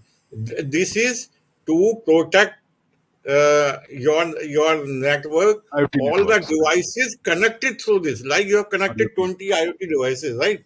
And Mhm. you want to control their security, right? So this device Correct, will come into picture. correct, correct. Okay. Okay, okay. It's fine, fine. So, Okay. like, is there any RAM here? Like, as you had mentioned that this is operating system also. RUT Yeah. OS is also installed, and Yes, sir. so what RAM capability is? Any features have they mentioned anywhere? Yes, sir. These features are present in datasheet. Okay, eight GB RAMs are there. You mentioned Yeah. also, right? Okay, yeah, If yeah, you that's fine. remember, Dax was letting under system. Yes, sir. So there he Memory. explained the Yeah, yeah, correct. CPU is held on and Fill up हो memory गया. and all that kind of stuff is being explained by him. Mm-hmm. Correct, correct. Yes. Thank Okay. you, Sanjeet sir. Next, we are starting with the next device that is indoor CPE. So in CPE, we will discuss about its system architecture, wireless access interfaces, security, 5G network settings, CPE Wi-Fi settings, connecting 5G indoor CPE and Wi-Fi network, checking how flexible guest and device isolation captive can be performed, and its troubleshooting. So indoor CPE serves as a bridge between 5G network and end user devices, facilitating high speed internet access within indoor environments. Architecture typically comprises of following components: includes 5G modem, processor and memory, Wi-Fi module, Ethernet ports, power supply. For our use case, we are using this model, which is a 2 radio 4x4 MIMO 802.11ax 5G CP. In next chapter, we will discuss about wireless SS interfaces. Wireless SS interfaces. Indoor CP provides multiple wireless connectivity options. In 5G NR connectivity, it supports millimeter wave and sub 6 GHz. Peak download speed, which can be seen on CPE, is 7500 Mbps, and peak upload can be seen as 3000 Mbps. CP also have few performance enhancement techniques like Qualcomm 5G power save, smart transmit, wideband envelope tracking. Wi-Fi SS. Wi-Fi SS. CP supports Wi-Fi 6, standards of 802.11ax, which supports high-speed local connectivity. CP supports both channel, that is 2.4 GHz, 5 GHz frequency channels. In 2.4 GHz Wi-Fi, CP supports 2x2 MIMO and up to 600 Mbps of data rate. And in another channel, that is 5 GHz Wi-Fi, CP supports 4x4 MIMO up to 4.8 Gbps of data rate. It Wi-Fi SS also supports mesh networking with self-configuring and self-healing capabilities. So, Dakshi, with these data rates are with single SIM only, So with there single is SIM no. These are not SIM capabilities. These are device capabilities, sir. device capability, but we need to connect simultaneously. We can provide both data rate, or at a Sir, time it can be provided. are we talking about 5G NR connectivity or Wi-Fi SS? Wi-Fi access only, Wi-Fi In access Wi-Fi only. SS, yes, in Wi-Fi SS, so it all depends on the backhaul. The maximum which CP can support is 600 Mbps in 2.4 GHz 2x2 mode, and in 5 GHz in 4x4 it can support maximum up to 4.8 Gbps. And on the if we are talking about Wi-Fi, so these data rates which maximum which device can be supported are written here, and we can anytime we can test these data rates for this device. It only the condition is the backhaul should be self sufficient to meet these requirements. Correct, correct. So if our backhaul is what you had provided here, that you are mentioning that up to 3 gigabit per second, you can go for upload, and 7.5 gigabit for downlink, right? So this is connectivity of capability of CP, not our network. Okay, okay. This So max, these data rates are supported by CP. Maximum data rate supported by CP in NR mode and in Wi-Fi mode. okay. So in But combination with your NR, like the 5G setup, what is the maximum data rate can be provided with this CP? sir, we have yes for that, as a part of tender we have to supply DL plus UL more than 200 Mbps. That we have tested in physical mode as well as in online mode. The data throughput we have tested through iPerf. Professor, Okay. the correct answer is the end-to-end bandwidth will be the minimal of the two. If backhaul is supporting only, let's say, even if So my I'm asking, private sir, library what? is giving, even if my 5G is giving, let's say, 600 megabit per second, but if the backhaul which you are connecting our lab to external network, if that backhaul is giving only 100 megabits, so end-to-end connectivity will be 100, not the 600 by our NR Okay, so connectivity. 100 megabit per second for 2.4 gigahertz or 5 gigahertz. No, no, again, you are not getting the point. So there are I two got the different point, sir. arguments. I got the point. I got the point. But based on your backhaul systems, what is the maximum Yeah, data rate according to 2 point? the backhaul, I'm talking about another backhaul No, where no, sir. our Another. 5G. So just a Mhm. minute. Let us clarify the question first. So we are talking about 5G, right, sir? Not Wi-Fi. See, these two features you are highlighting, right, of CPE, 5G NR Yes. connectivity or Wi-Fi access connectivity. So these are the device capability. I'm asking with this device capability, once your backhaul is supporting, obviously it is going to provide us, right, the services. Yes. But I'm True. asking like with both connectivity, 5G NR connectivity as well as Wi-Fi connectivity, with your backhaul, how much it can provide us. Okay, That so there is you no may have such thing tested. like our backhaul. So we are Hmm. providing 5G lab in which we are using your own backhaul, college backhaul. We are not using our own backhaul.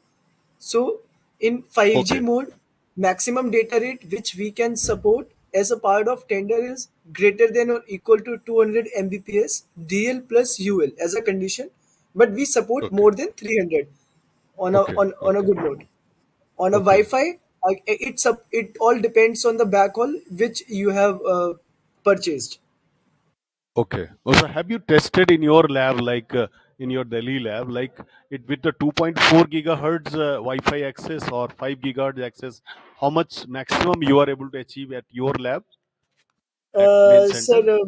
I will share you the results Okay. Okay. afterwards. Fine. Fine. Fine. I'm Fine. asking my team and getting these results and will share with you if required. Fine. Fine. Okay. Okay. Thank you. Okay, sir. Thank you. Thank you. Thank you, sir. Next, we will discuss about security of CP. In CP, security supports latest WPA, supports WPA2 AES, PSK, and WPA2 Enterprise for secure Wi-Fi authentication. It also supports MAC address filtering, which allows up to 32 MAC addresses per SSID for SS control. RCP also supports rogue access point detection and its prevention.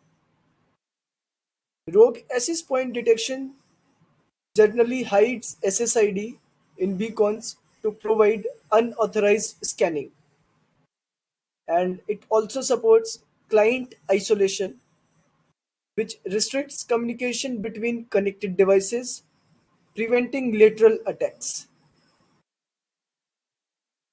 Next is different kind of VPNs supported by CP. Here we are referring to IPsec, PPTP, and IP filtering. VPN client support. CP supports Only two two. VPN client supports, that is L2TP and PPTP for encrypted remote access. And in IP filtering generally blocks unauthorized IP addresses from accessing the network.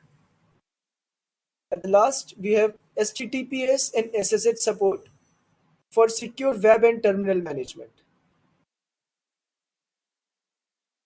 Next is MAC address authentication. In MAC address authentication, we whitelisted trusted MAC addresses to prevent unauthorized devices from connecting. So basically, we bind the devices with their MAC addresses so that every time when they are connecting, they get the same IP address, and there is a very much clear transparency between all logs for that particular device and can be managed. Next is 5G network settings. Configuration of CPE with 5G connectivity. First, we have to insert the SIM card into the provided slot. Next, we will log into the web UI. Even there are two methods of login to web UI, either by connecting an Ethernet cable via CPE in the host machine or by connecting to its Wi-Fi interface and open the static IP host on the host machine on which you have connected that Wi-Fi. Next is set its APN according to the private 5G network settings. At last, we have to choose network mode. We are choosing 5G SA, that is standalone mode, for dedicated 5G connectivity, and auto mode for automatic selection of network. Next chapter is Wi-Fi settings.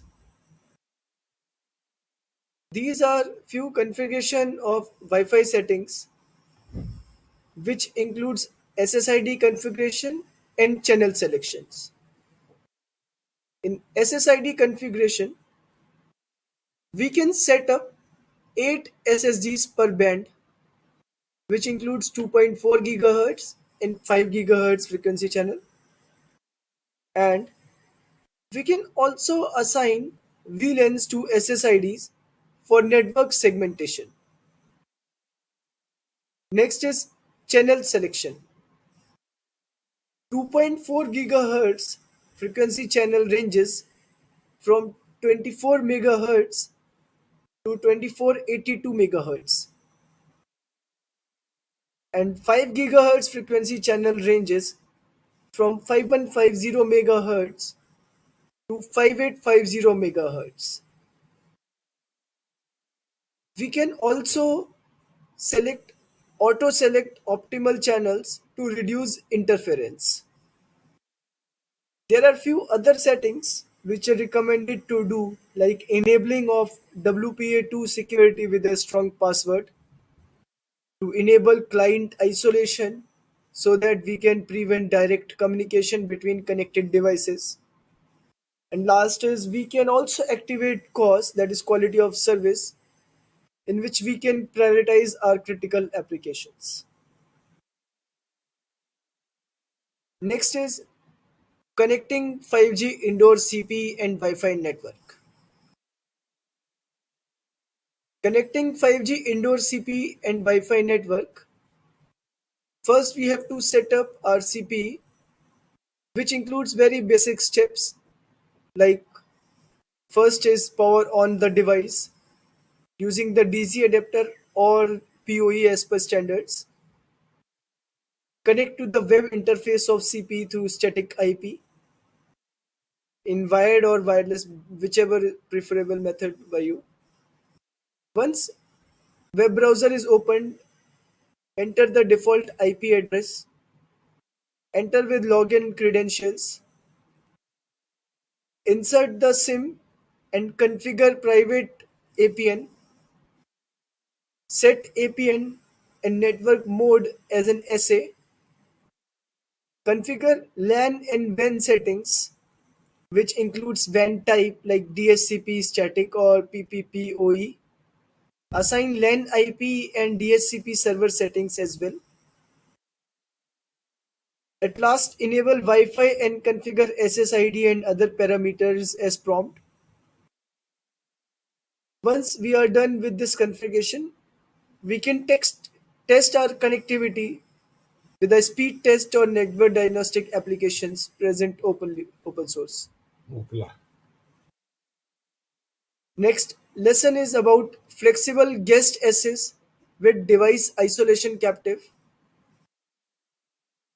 So router also includes different kind of features in which helps us in isolation captive of different users. For example, we all have been to airport or some open lounges or cafes where we have to, after connecting to Wi-Fi, we are prompt to put our phone number or email address for successful connection. Then for a shorter period of time, we get access to that wireless access point after giving our details. So basically, there is a guest user created for us on a temporary basis, used using our credentials. So this is device isolation captive, which includes device. Just a minute. Now we will open that CP Web UI and will demonstrate the connectivity of CP with private 5G network.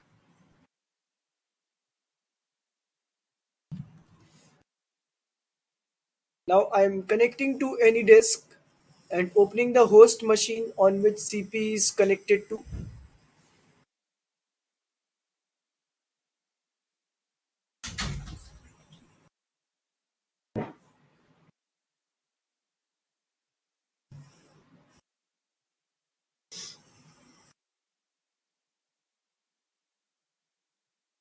So currently I am connected to CP Wi-Fi with this device and I am able to static open web UI of this CP using this static IP 51.0.0.1.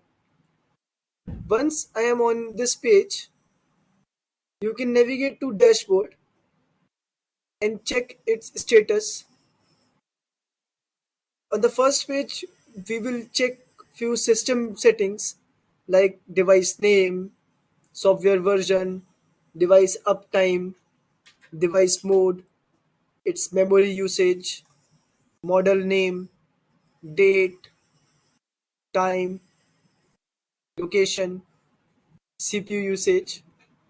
On the second node, we have cellular information, which includes modem, SIM, and cell info.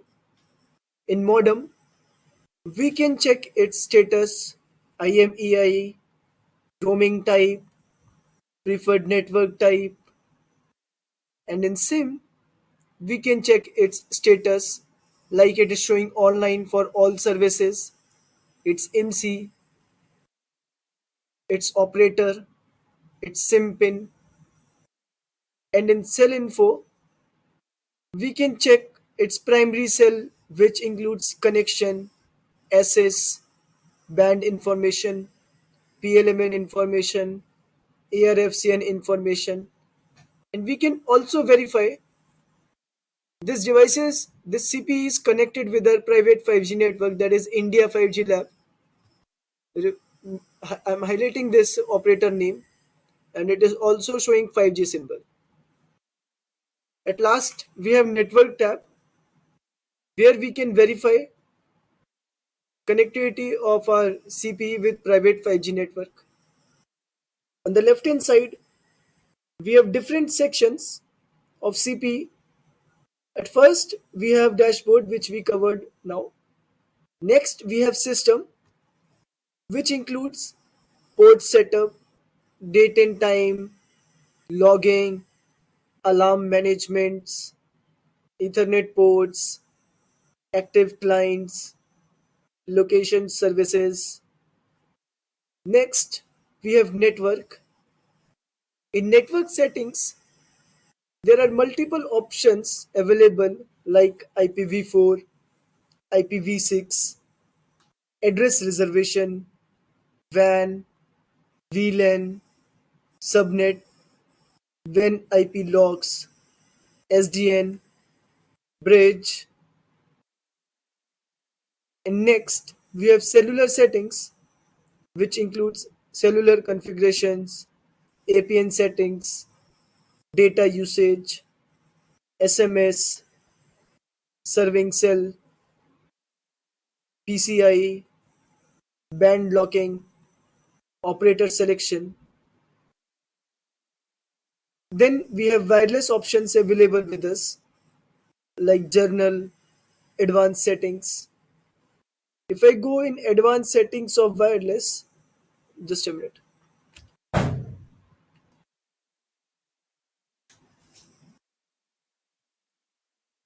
We will discuss this again. Then next we have IP routing, which includes static route and different protocols like RIP, OSPF, BGP. Then CP also supports different VPN like PPTP, L2TP, GRE, IPsec, OpenVPN. CP is also equipped with a firewall which includes different rules and different firewalls and device rules which we can configure. Now we are done with connection and connectivity of 5G CP with private 5G network. Now we are on troubleshooting of 5G CP.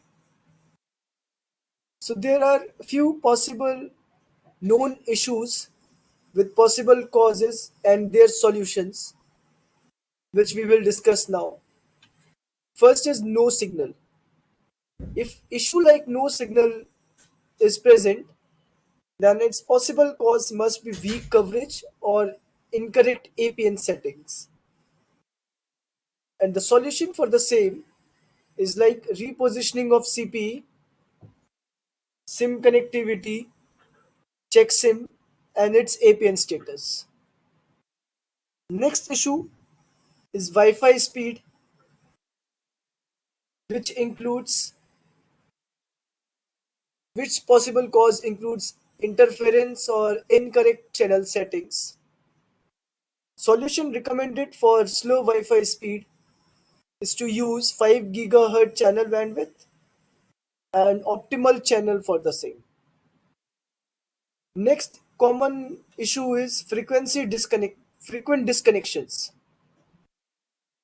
Possible cause for frequent disconnection includes firmware bugs and poor signal strength, which can be rectified by updating firmware and also by checking RSSI LEDs for signal strength. Next common issue is like LAN port not working. And it must be a faulty cable or incorrect port setup. In that case, you can possibly try with a different cable first, ensuring LAN settings are correct. Last issue is like cannot access web GUI. Generally, it happens when someone is putting wrong IP configuration or some network misconfiguration. Ideal solution for it is to reset CP and use default IP for login and set up it again. In next chapter, we are done with CPE now. Any doubts so far?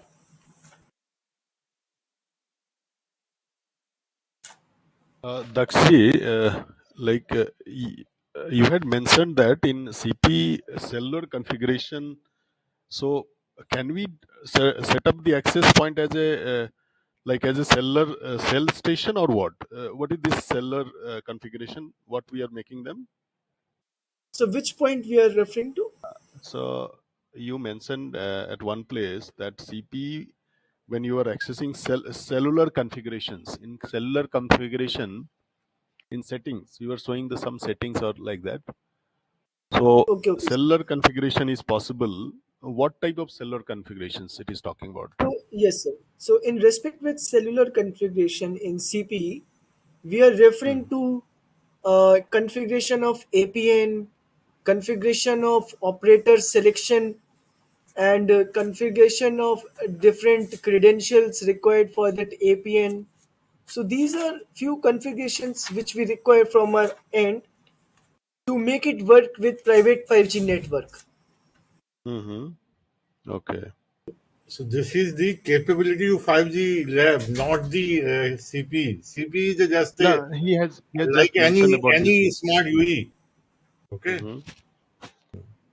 any smart Okay. UE. So what the cellular systems are like configuration is so that you can, although the CP is connected with your private 5G network, right? Yes. So it is already configured with that. So additionally, you talked about cellular configurations. Means that's why No, sir, we that were query came. showing configuration of different settings which we have done to make this device to connect with our private 5G network. Mm-hmm. If you buy any product from market and try to connect directly with the network, then it may not work. First you have to insert the sim, then Okay. generally So I in think public sims what happens, all the APN settings and different settings required for sim connectivity with the radio network or the with the backhaul, they Mhm. done their auto configuration, but we are not doing that automatically. We are making our manual changes which requires certain configurations in respect with the sim which is present in the CP with the details matching at the core network. Mhm. Okay. So what is the range? How much is the range for this CP? Like normal Wi-Fi Normal range Wi-Fi is range, sir, Normal normal one. the router. range, I right? am The not sure Wi-Fi about the range. range currently, but we can verify it from its data sheet. Okay. It's a good Okay. question. I will make sure of it that I will cover it next And time. and like the you mentioned the 2.4 gigahertz and 5 gigahertz. Since we are connecting only one SIM, so these services are provided simultaneously, or I Yes, think sir. So on yeah. the sir, there are different functionality of SIM and Wi-Fi. SIM Okay. is used for connectivity via 5G at the backhaul from radio. So Mhm. your radio network is radiating, and CP is connected to that radio network with the private 5G lab via SIM card. Okay. Okay, sir. So this is the connection of 5G SIM and our lab. And on the other hand, for all non 5G devices or non 5G working devices, this Wi-Fi can be utilized. CP Wi-Fi can be utilized to connect those devices which are not 5G enabled or which are not SIM enabled. Okay, okay. So can we connect this CP with directly through LAN port from the device Yes, itself and then yes, provide the yes. services? You can. Yes, you can. You There are can. different two LAN ports are available on the CP. Okay, because the currently like the backhaul is wireless only, so definitely in that case the data rate cannot be provided that much. But if we are No, no, connecting no. through It is fine, LAN, sir. are you getting my If question? I'm saying like yes, currently yes. you had connected one SIM, and that SIM is getting the services, the data rate through the like as a user equipment. Yes, sir. So as a user equipment now, then only like it is providing services to the other user who is connected with the CPE. Now I'm telling True, like, sir. can you connect the as a backhaul with the CPE through WLAN to the your system private network itself through Yes, sir. router, and then in that case the definitely the data rate can be what you had mentioned, 600 megabit per second or 4.8 gigabit, so we can reach little bit more closer to them. Yes, yes. Of No. course, we can do that, sir. That is not a problem. Okay, okay, fine, fine. In fact, we have already tried and tested it. Okay, fine. Thank you. Thank you, sir. Next, we are moving on to the next chapter, that is SIM card.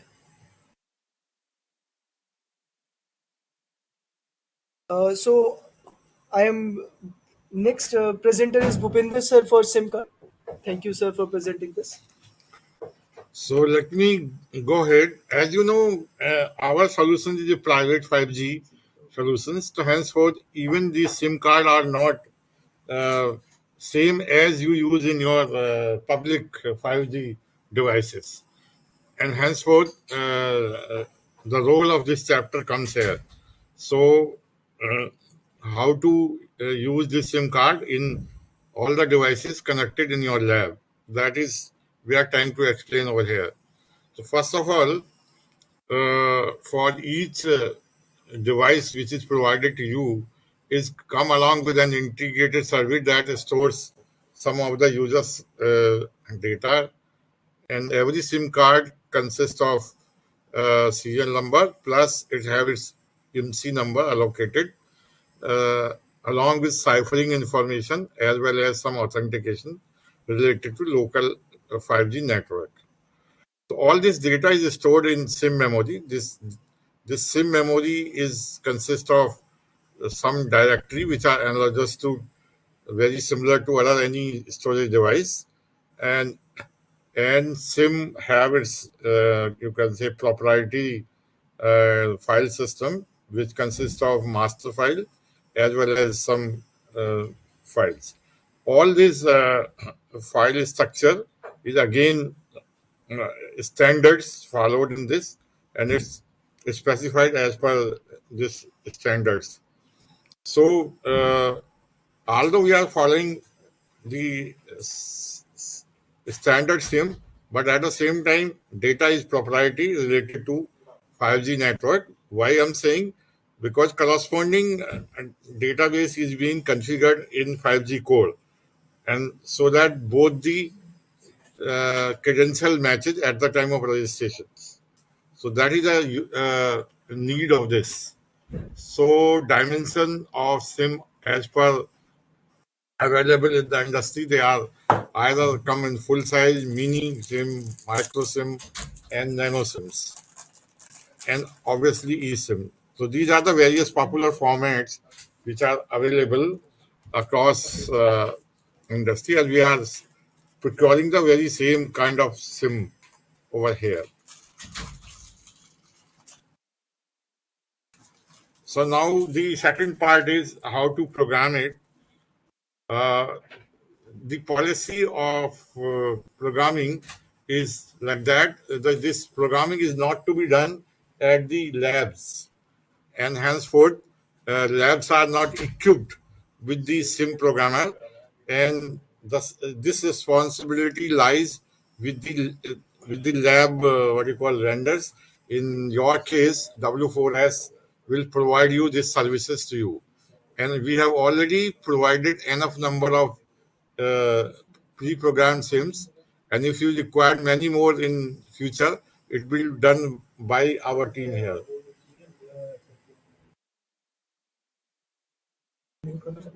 Okay.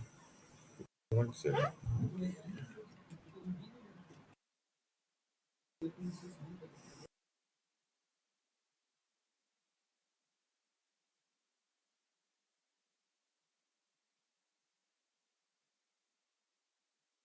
उसकी tension मत लो। कहाँ पे थे?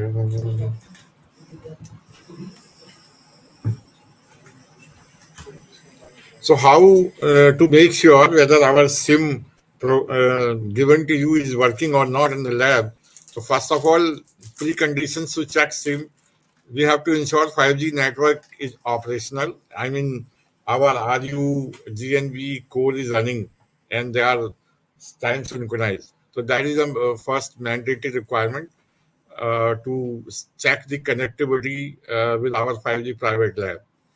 Then obviously the next step is insert the pre-programmed SIM into the UE, switch on the UE, then select the mode in UE only for 5G and configure the right APN by using very simple GUI given in smart, what you call GUI given to you, and as well as all the other non-smart, I will say, devices like uh, IoT gateway, CPE, eval board. We are each once we are covering, we are always explaining you how to set and configure APN. In, and we have already from the morning we have described how to set APN, insert SIM in starting from eval board to gateway to CP, right? Similarly, can be done for other device, which we'll discuss subsequent, like drone camera. So similar step will be done for other device as well.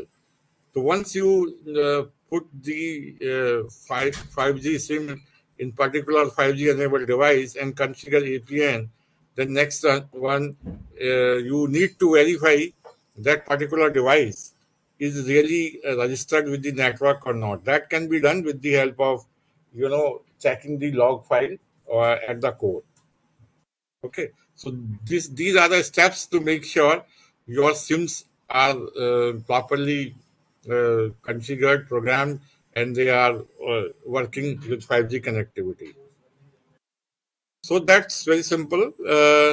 Nothing more, nothing. Okay. Okay, now I hand over to Dax for next discussion. Thank you, Govind sir. So as of now, we so far from the morning we have covered evaluation board, router with firewall, IoT gateway, indoor CP, and now we will cover camera in next section. Just give me a moment.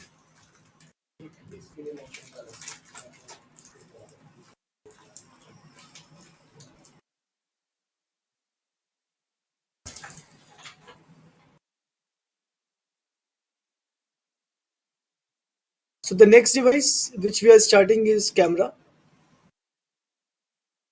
So the camera which we have supplied offers 1/2 by 2.7 megapixel progressive CMOS sensor, which includes H.264 and H.265 triple streaming encoding. It also supports 2.7 to 38.5 millimeter motorized lamps with IR distance of 50 to 60 meters. It is also IP67 compliant. It also supports PoE. It supports 5G connectivity and SD card connectivity also. So these are few technical specifications of camera available, in which we have covered its sensor properties, pixels, illumination properties, signal to noise ratio, IR distance, shutter speed, IR control, IR LEDs. So these are technical specifications of camera. Now, the lens present in that, we will cover those technical specifications as well, like its lens type, mount type, focal length, maximum aperture, angle of view, its focus control. On video section, we can check details for its compression, its streaming capability, resolution, different streams, wide dynamic range, its bit rate, day and night modes, whether we want to configure it in exposure mode, and other modes are also available like BLC, HLC with different profiles, and we can also filter based on noise, and we can also set its properties for anti-flickering. These are other features available with us on the camera end, which includes PTZ, safety, audio, and networks.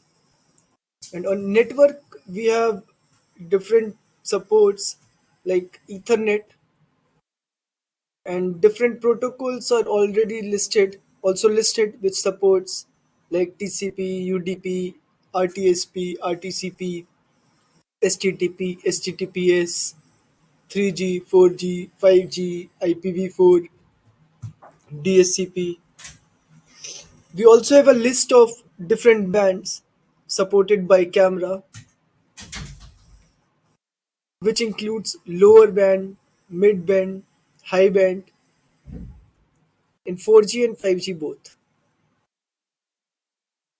Camera supports nano SIM card, It also supports interoperability.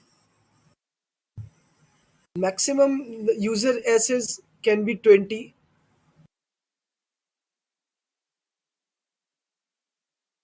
Next, we will check end-to-end connectivity of 5G camera with our network. Let me connect AnyDesk for the same ID. 1268 1268 103 1268.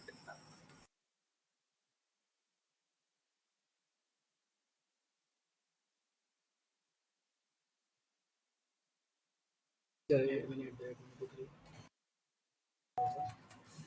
Yeah, MEC है.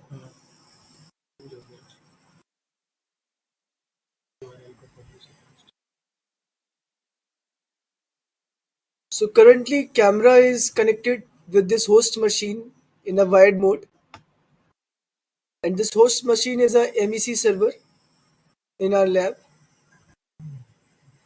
While we are putting this static IP in WebGUI, we can check this modem configuration page. Let me log in into this.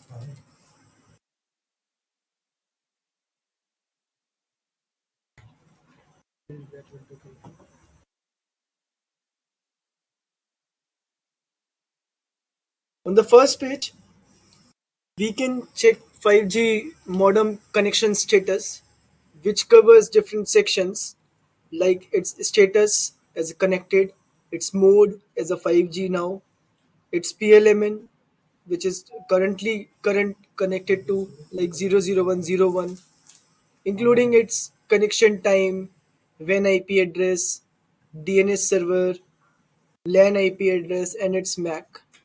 In second tab, we can check cell info of a current cell which this camera is connected to. Like we can confirm with these properties, like this supports band N78 of 100 megahertz bandwidth with different parameters and different values also, which includes RSRP, RSIQ, SINR.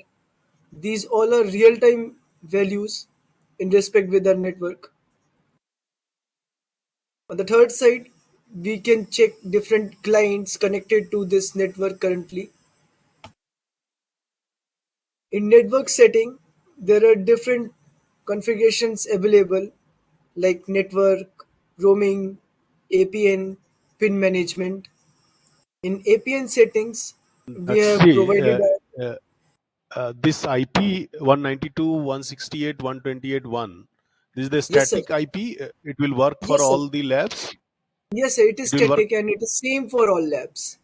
What is the username and password in that case? So this dot 192.168.128.1 does not have any username, and the password But it is is shared asking. with every college. But it is asking login password. No, sir. It must be asking for password only. It will not ask for any And, username. So whenever I am uh, clicking on this login window, it will ask for only password. It will not ask for any username. is asking username as well as password. Password also. Maybe some other link it is. Sir, are you Okay. opening dot 10 instead of dot 1? No, no, one. I am opening the 192.168.128.1. Okay, sir, just help me with the AnyDesk ID. Let me ask another colleague to connect with you to resolve this. Okay. So we were on network tab, which covers different mobile network settings like network configuration, where we can select its mode, and network mode, and network search mode as well. Then we have roaming settings. Then we have APN settings, where we have applied our custom APN. At last, we have different settings for modem, which includes LAN and device. And in LAN section, we have multiple properties like DHCP server, firewall, IP address filtering, port mapping, DMZ, bridge mode.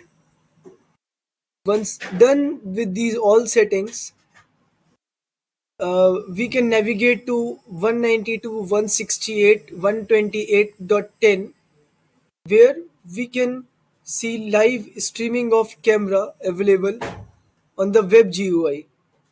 So this is in a wired connection currently, but we will also demonstrate you real high speed streaming using RTSP, using our 5G. using our 5G network. So in this configuration page, there are different settings available with us, like playback. If you have SD card, then you can record and enjoy that recording. In configuration page, we have different options available for different streams, including networking settings, recording, alarm management, system config, and its system information. We also have different alarm type like motion detection, loss alarm, disk full, alarm input, camera shift, video tempering, disk error, analysis alarm, and at last human. So these are the settings available with us currently. So now I am opening VLC for streaming of camera.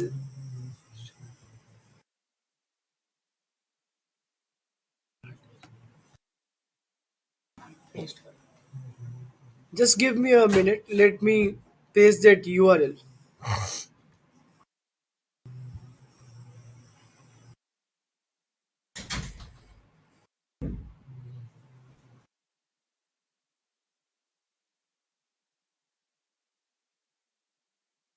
So this is a UD IP, I mean camera IP, which is assigned via our private 5G network. Same we can verify from here on the wireless router page. It is 12.0.0.7,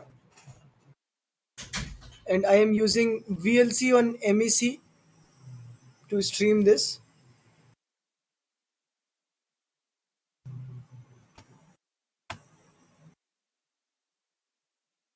So this is live streaming on MEC server via private 5G network.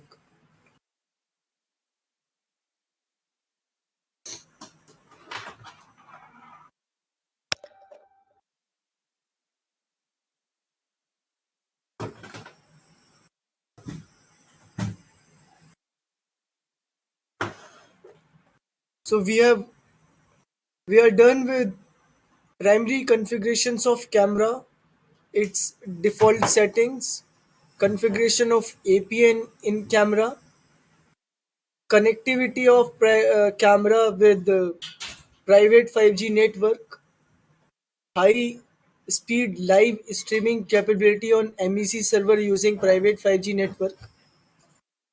Let me know if any doubt is there. Otherwise, we will proceed with AR/VR.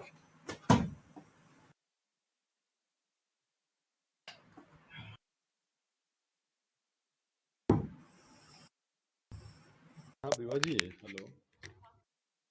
बोल रहे हैं ना ये यहाँ पे ये जो है ना,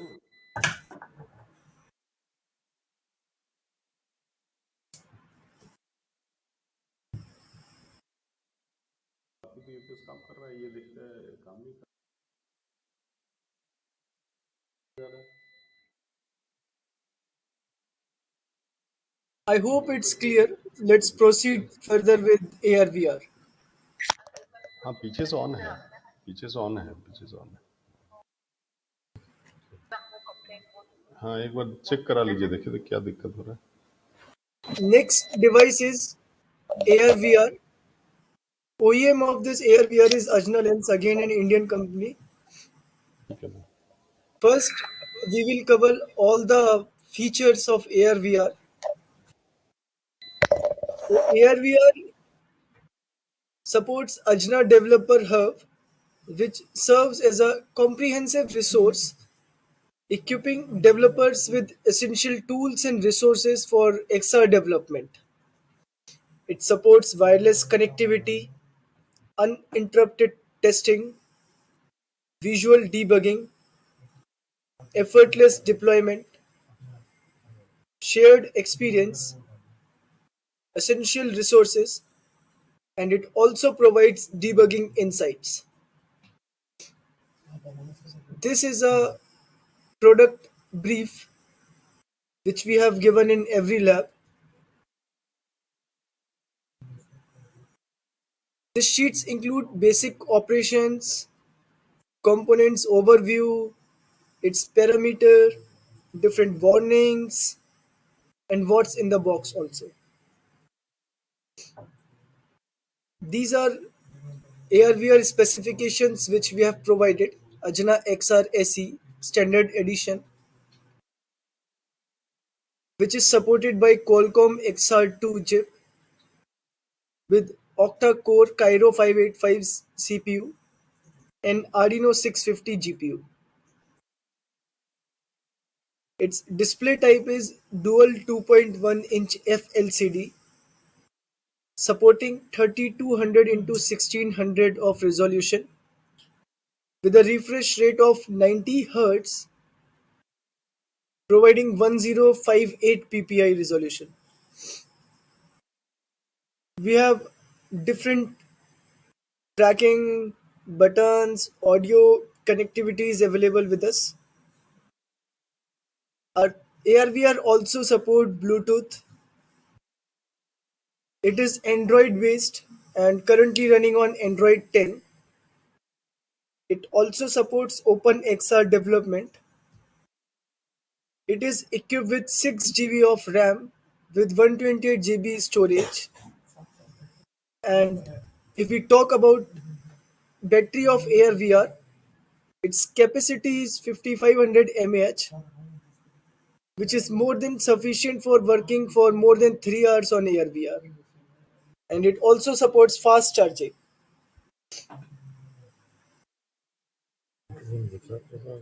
So only the peripheral device which is left is drone, and another chapter is use case demonstration of all the devices with the applications provided in the lab. Yes, sir.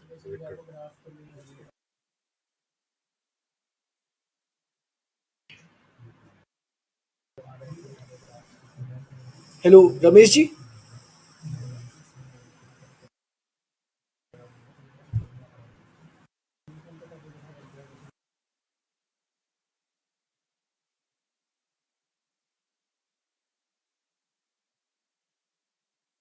Before proceeding further, let's have a quick Q&A round for the session which we have covered now.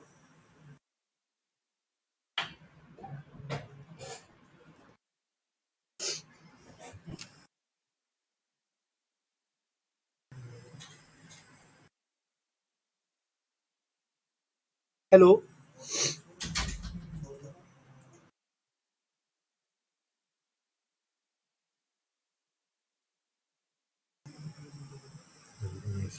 Lunch advanced.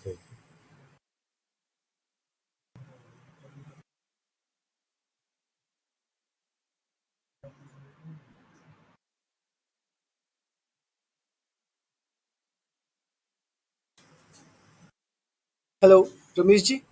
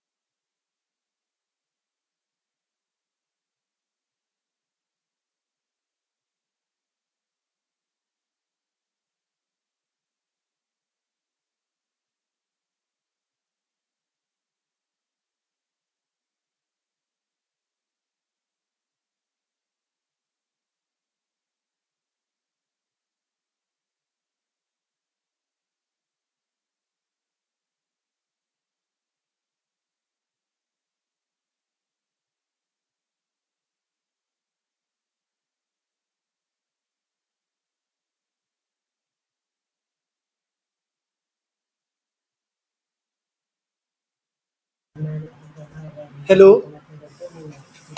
we are proceeding with lunch. We will again join it too. Thank you, everyone.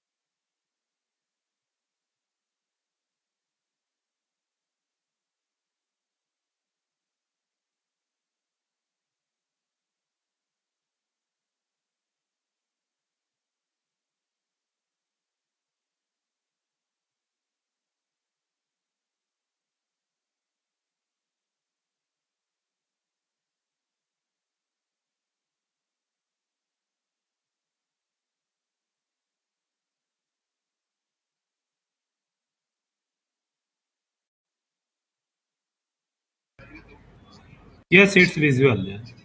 Thank you for confirmation. So we are starting with drone. We have covered all other peripheral devices and their connectivity with the private 5G network in our lab. Now the remaining peripheral is drone. We will start with drone features. Then we will cover 5G connectivity of drone with our network, and also use case of application running on MEC server, which we get by the drone camera streaming. Yes. So, okay, let's start with the feature of the drone. The very top level architecture is being explained in this graphics nicely. So it consists of mainly flight controller, which is equipped with many onboard sensors, including motors to fly, sensors for various measuring distance, acceleration, velocity, and GPS for positioning, barometer for uh, pressure around the sensor. And all these sensors are connected to the flight controller using very standard protocol like I2C, CAN, SPI, UART. And we have a payload camera, again connected through a PWM link. And the other side, there are system software uh, loaded onto the flight controllers, which contains app module for navigation and flight command like fly by air uh, features, along with the required middlewares for helping the streaming from onboard cameras to the what you call iDonum software at the MEC, and also it have a component related to Mavlink, which is a standard protocol to communicate between the flight controller and the ground-based GCS system, and along with various drivers which are used to drive various actuators and enable the capturing of data from sensors. So this is a overall summary in terms of communication infrastructure. This drone is very much 5G enabled. That means this have inbuilt 5G modem on board, and alternate it also have a Wi-Fi module into it, so that it can be controlled in any of the two communication mode. Okay. In addition to these, this is supporting a lot of advanced feature of a drone platform, like any other unmanned vehicles. It controls, it supports multiple copters, fixed wing, and vertical takeoff, landing from the grounds. Particularly, our solutions is based on quadcopter with autonomous capability. This is for our drone falls under that category.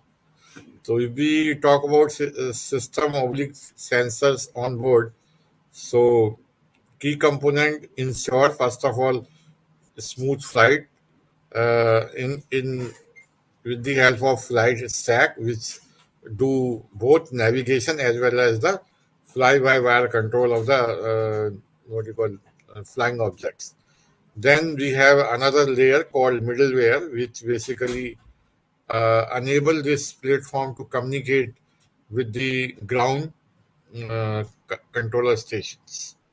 And architecturally, we have the hardware software integrated through an intermediate layer called hardware abstraction layers, which make is very easy, less complex integration.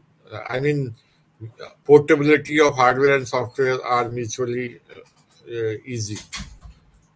Then there is onboard operating system which manage the overall system in real time. We have the flight stack, that means which totally take care of the flight operations of the vehicle. In addition to flight deck, it also includes uh, mm, navigation, all the sensors with many different challenging situations, how navigation is ensured, even including beyond line of sight, as well as the GPS denied mode are supported. And it have onboard sensors which allow it to estimate its position very accurately, both with the help of GPS, even without GPS this is possible. And at the same time, height or altitude controllers are available. uh, Onboard sensors ensure using the other what you call controlling softwares, flight stability is ensured, and as well as it adhere to the planned mission flight paths as per the ground control systems. And in addition to this allow onboard features allow autonomous operation and make it destination tracking in autonomous mode. When we autonomous mode means even if it is GPS denied, even if it is beyond line of sight, this device is itself capable to to fly autonomously without any trouble and avoid the collision and avoidance with using its onboard sensors like lidar and obstacle avoidance. Also have it IMU and other odometry, visual odometry means. Uh, uh, Advanced technique like multi data sensor fusion is being deployed, which enhance mapping as well as help us to avoid the collision. And multiple sensors, multimodal sensors, actually enrich the information and make it, complementary environmental data so that it operate in fail-safe mode. I mean, even if one sensor is not getting input, the alternate make it uh, make it the errors. Sensor input basically ranges from camera, which capture it's a video camera which captures very high uh, depth information about the environment and surrounding. Also have a lidar, which basically based upon laser, and it measures precise distance using laser ranging and detection. And with these sensors, is also autonomy is ensured. Then we also have inertial measurement unit, which makes sure our platform is stabilized, and it measures orientation, it measures angular velocity as well as the acceleration of the flying platform. Obviously, it is equipped with the global positioning uh, uh, equipment which provide positioning as well as altitude data. But as I was explaining, GPS, even if it is by chance not available or some misses or hit are there, this device have inbuilt redundant capability to operate even without GPS. Okay. Then, in addition to this, we have a range finding sensors like I think infrared sensor is also there, which detect nearby objects, It uses lidars. lidars as well as the IR sensors.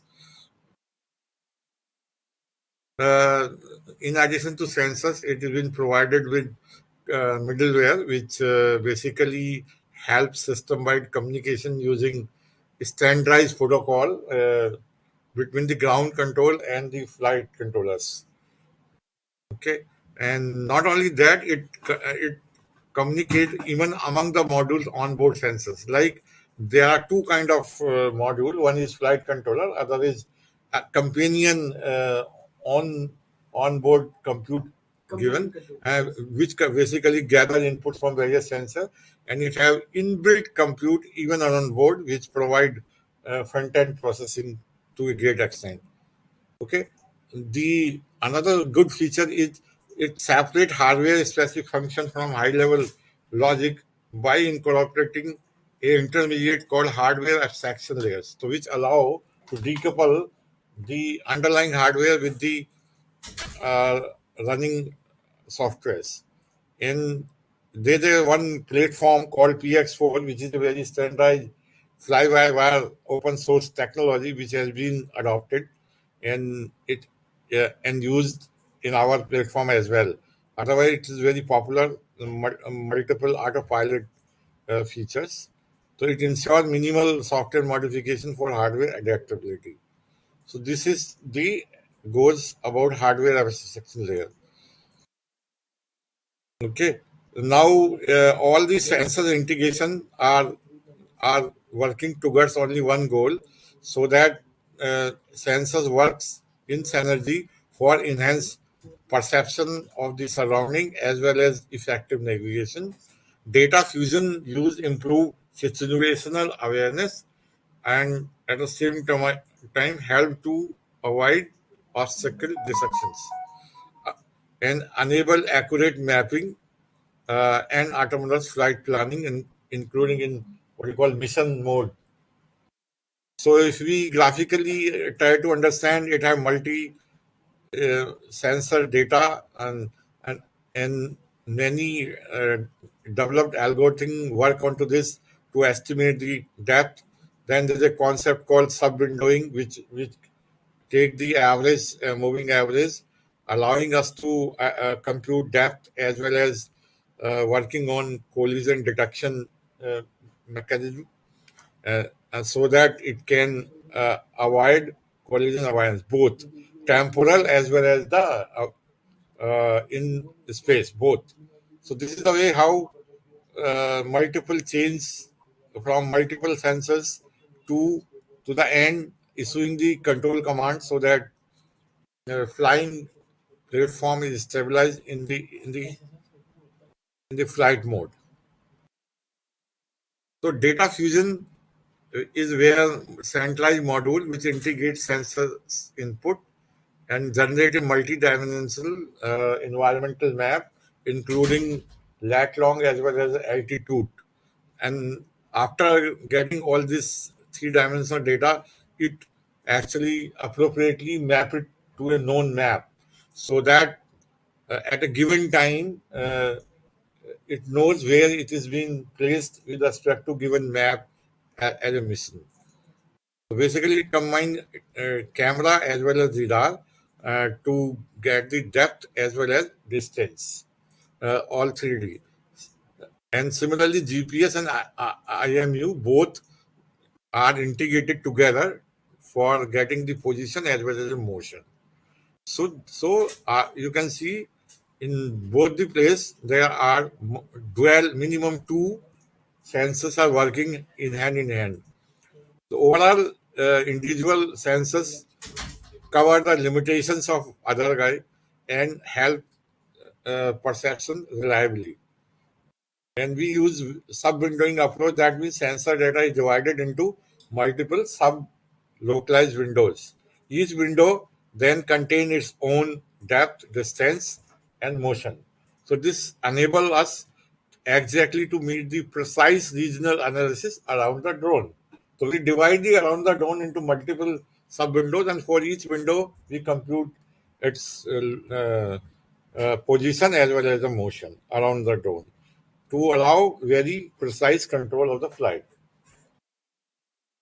The same goes with the depth estimation. We compute the depth again, deploying multiple sub windows and smooth out the sensor discrepancy and reduce the noise. Ensure more accurate object detection estimation, which will help to the next bullet, which allow to detect real time of the collision using the fuse sensor data. Then we compare this against the preset safety threshold. That means, in case of avoidance, we make sure drone does not reach very near to the object. Minimum safety margins are maintained, and that is called detection. And then after that, it makes sure obstacles are avoided so that they are not on a collision path with the drones. So these are although look to be very simple steps, but they are very compute intensive and exploit various AI ML based uh, element into this system. So this is collision avoidance, which basically predict future trajectory of the drone using IMU and GPS, which provide them lat long as well as velocity acceleration. Then, based upon this, they adjust flight path of the drone in real time, keeping in mind the obstacles present in the path. So the factors which are considered for collision avoidance is following: speed, directions, as well as the obstacle positions. Using this combination, the precise maneuver are computed, and with the help of this flight controllers, these maneuvers are executed for the drones flying safely. So these are the command and benefits. System sends control command to the flight controller. Based upon those, flight controller adjusts velocity, direction, altitude dynamically. So benefit are it includes accuracy, redundancy, and robustness, reliable obstacle detection, and leading to efficient avoidance. Ensure safer and more autonomous flight. These are some of the advantages once multiple sensors are integrated on board. The operating system which is being used on onboard flight controller is real-time OS, which ensure low latency and predictable scheduling, which are mandatory in safety critical uh, applications like drone. And henceforth, this is critical for flight control applications. It ensures system reliability and responsiveness to meet the critical need of object flying autonomously. Now let's be aware some of the limitations of the sensors which are deployed on board. GPS sensor typically prone to signal loss and lead to sometime inaccuracy issues in dense area. So we need to aware of similarly IMU sensors. They typically drift and accumulate drift over time, and henceforth they need to be recalculated again and again to ensure they remain precise and accurate. Like another sensor lidar, which is expensive, but it is affected by weather conditions. Like if the weather is cloudy, so probably radar's accuracy is compromised. Same goes with the camera. It struggle in poor lighting and requires very high, processing power to meet the real-time video analytics. Ultrasonic sensors, they are limited in range and suspected to noise around. Infrared, again short range but vulnerable to heat interference in the environment. Barometric sensors actually measure the pressure around this, but again they are affected by weather change and altitude drift. The another class of sensors which are there in IMU are magnetometers.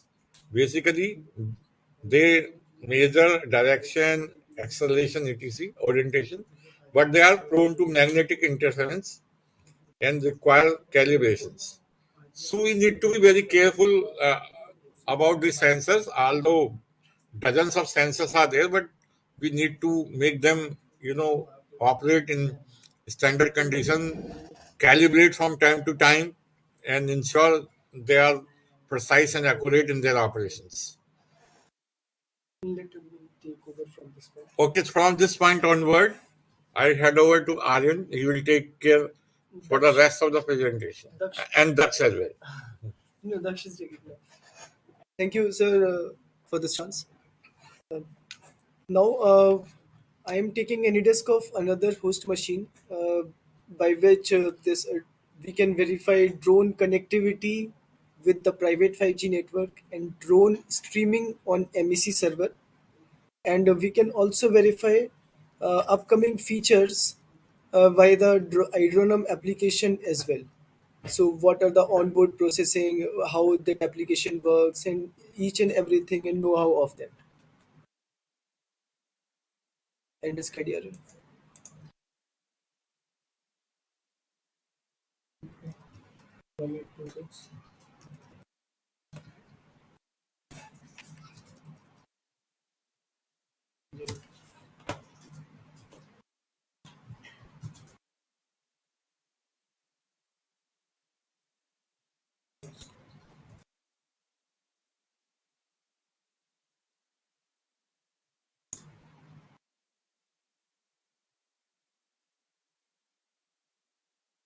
So on my screen, this is Hydronom application which is installed in my laptop. It is Windows application. It is also available in Linux version which you can utilize if anyone want to. So this is the dashboard of this application where we can see multiple fields like connect. This is to connect your vehicle. Basically, vehicle means drone here. This is to add some new vehicles if you want to register. This is to share feedback with the backend team. And at the last step, it shows your subscription status. And the right graph tells us about the flights week status. And this is a history tab of our flights. So next is vehicles. I'm connecting this with this application. So currently it is connected in outdoor environment. We will switch it to indoor first. So basically we just have to click on more, then environment, then outdoor to indoor. So now this is switched from outdoor environment to indoor. So let me tell you the basic difference between these two environments. For indoor navigation, drone uses lidar and do mapping of objects nearby it. And for outdoor environment, drone use GPS for its navigation.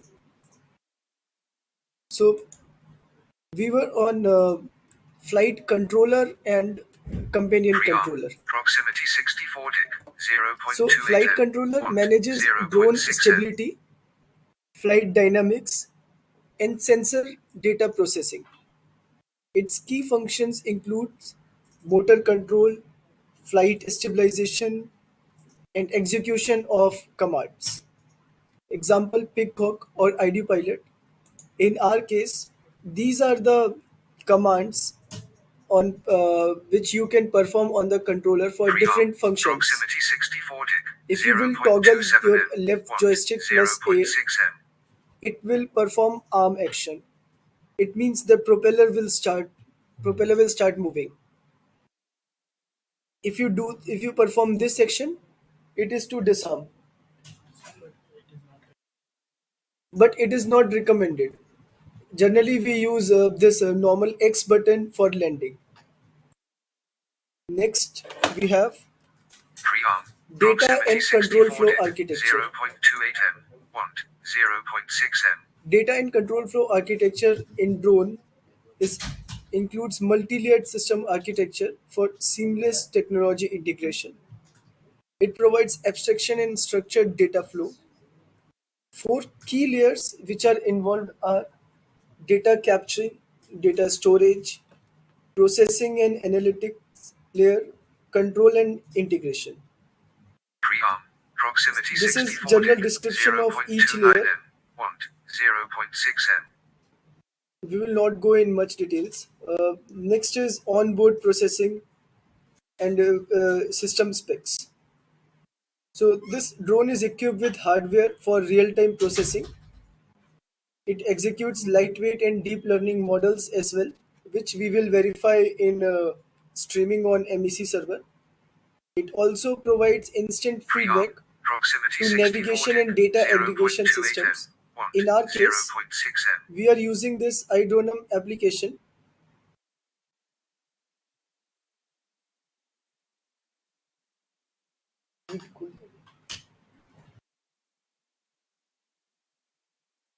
So generally, this is a uh, iDronum application where it provides all the feedback.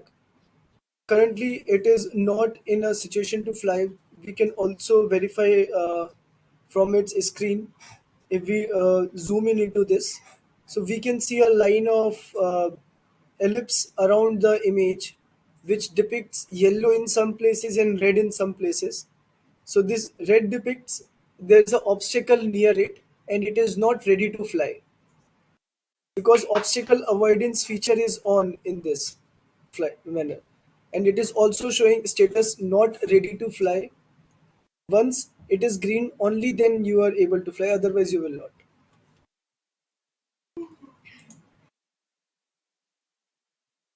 Next, we have mission protocols. So mission protocol, basically it is defined between ground control stations and the UAVs. So iDronum application is a software defined application which we install in our laptop and make it as a GCS. It enables exchange of flight plans, geofence boundaries, safe point information, and different protocol functionalities as well. It supports different operations like uploading, downloading, clearing missions, and it also utilizes Mavlink commands common to most UAV systems by ensuring reliable mission transfer even over lossy communication links. Pre-arm. Proximity This is a 64 tick. summary how 0.29 m. to Want. 0.6 m. this is a summary about mission protocol and different flight plans, how we can upload and download mission from drone. This is summary of different messages which we see while we open these logs.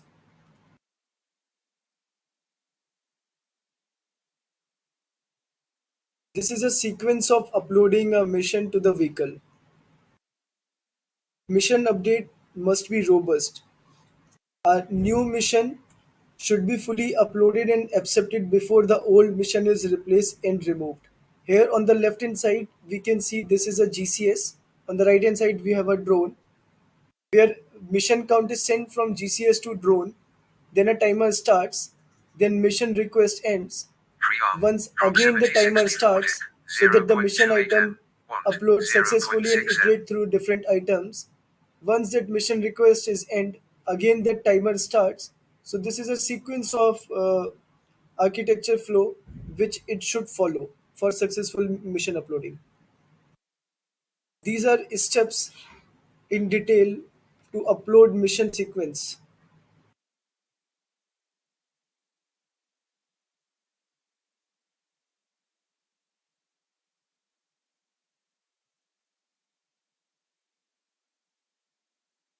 In these slides, we are representing how to download this mission.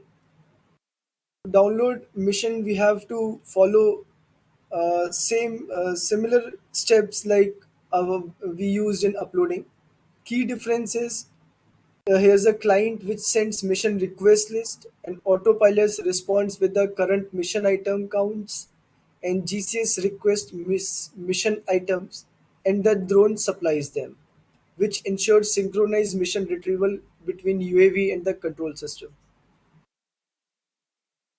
These are the few guidelines which we should consider while downloading mission.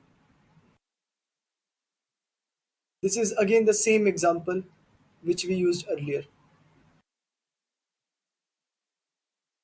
Now we will demonstrate 5G connectivity of drone. In this, we are utilizing RTSP protocol for streaming of camera at drone, and analytics running on MEC server. So here I have taken any disk. Just a minute.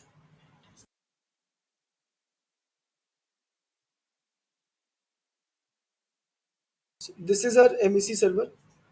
Pre-arm. Proximity 64 dig. 0.29 m. Watt. 0.6 m.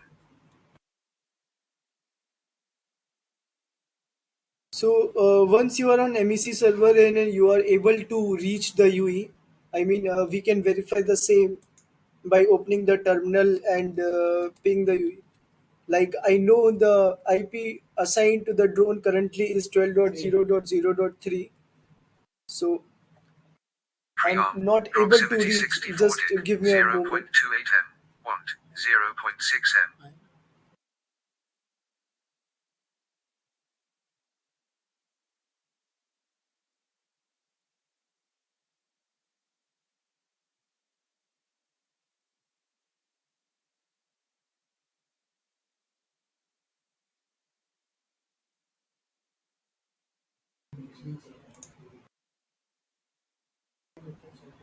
Pre-arm. Proximity 184 dig. 0.21 m. Like we have Watt. verified, we are able to 0.6 m. ping.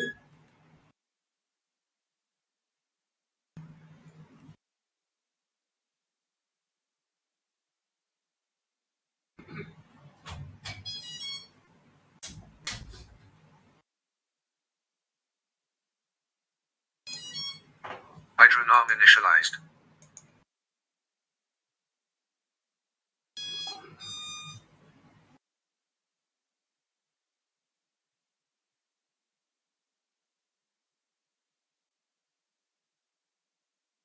Just a minute. We are setting up the drone application at MEC server to verify.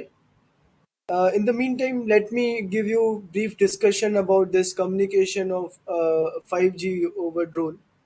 So, drone is equipped with 5G capabilities, specifically supporting N78 band for captive networks, which ensures high-speed data transmission and low latency, facilitating real-time control and data streaming.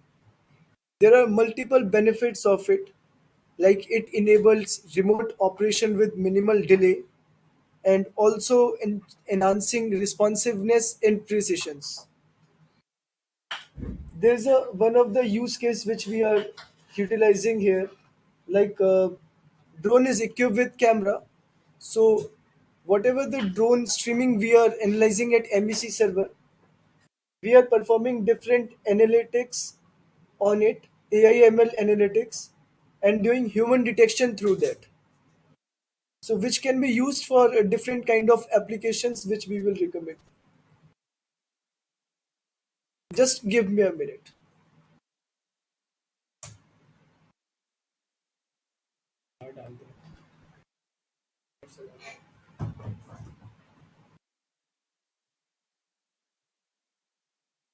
So let us verify this connectivity and use case of drone at MEC server. Let me connect to AnyDesk once. AnyDesk ID 026261026.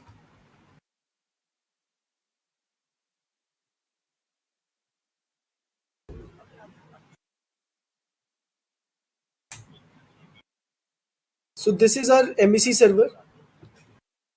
We have tested earlier. I was putting this IP as in 12.0.0.3, but while I checked, it was 0.4. That's why I was not able to ping it correctly. Sorry for that. So now drone is accessible from MEC server. So we will navigate to Firefox and open this 192.168.2.30 in case of every college and 33 in our case, and colon 5000 port. It will open this MEC server application installed at MEC server. We can verify its MEC application status by Docker PS also. It is running in Dockerized container. Drone MEC server AIML version 1.1. It is up and running. So we can verify its stream, for which we are using this local web page.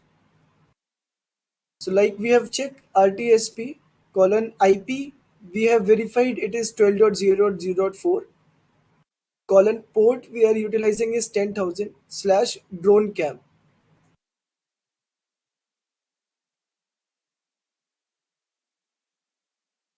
Now we will start stream.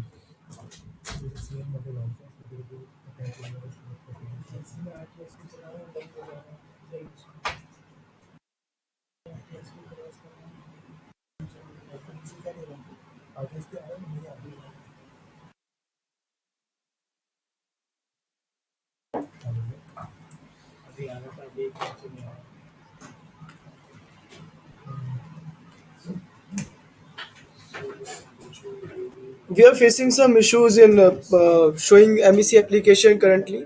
We will cover that. In the meantime, we are covering different theory part for drone. It also supports Wi-Fi. As Daksh is explaining the various features, the drone is capable with many communication uh, protocols. If one fails, the other will can be used as a standby. So let's start with the first one, which is 5G connectivity. So this drone is equipped with 5G capability, especially N78 band for captive network, and this is our private 5G network, which is at your institute. Although this device support LTE, but that is not applicable for our applications. So although device is very much capable, say Wi-Fi 6, which operate on 5 gigahertz. So this drone can also be used using this communication technology.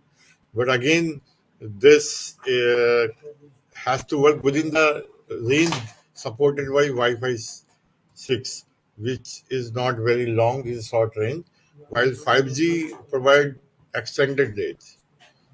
Uh, in case if ground connection is lost because of any two communication fails, and even fail safe is not working, so this have inbuilt capability to operate in fail safe mode, and ensure safe recovery or landing. Integration with iDronum system, as Dax was explaining, this is the ground control part of it.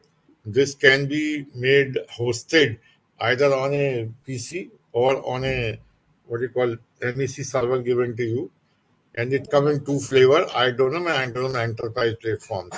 So basically, this provide the functionality which help very precise operation, including mission planning and data management, which it received from onboard sensors, enhancing drones' versatility to achieve various applications.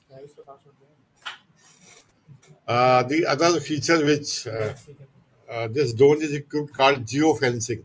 That means it's operate within a virtual boundary defined by the GPS coordinate, and that restricts drones movement within that area. The key feature of geofencing is with this feature you can define predefined boundaries and it can use GPS to create no flying zones or restricted regions. So it helps to achieve automated response. Drone within fencing may operate automatically. It can return home, it can hover, it can land when approaching boundaries. So this feature is very helpful in surveillance features with the minimum interventions. The customized zone, even in fencing applications, you can create multiple safe zone for flight operations. So it's very useful in many surveillance situations where drone can be deployed autonomously using geofencing feature. So it fly within that fencing range. Fencing, yes. So next very important part is what are the various features which make this drone autonomous.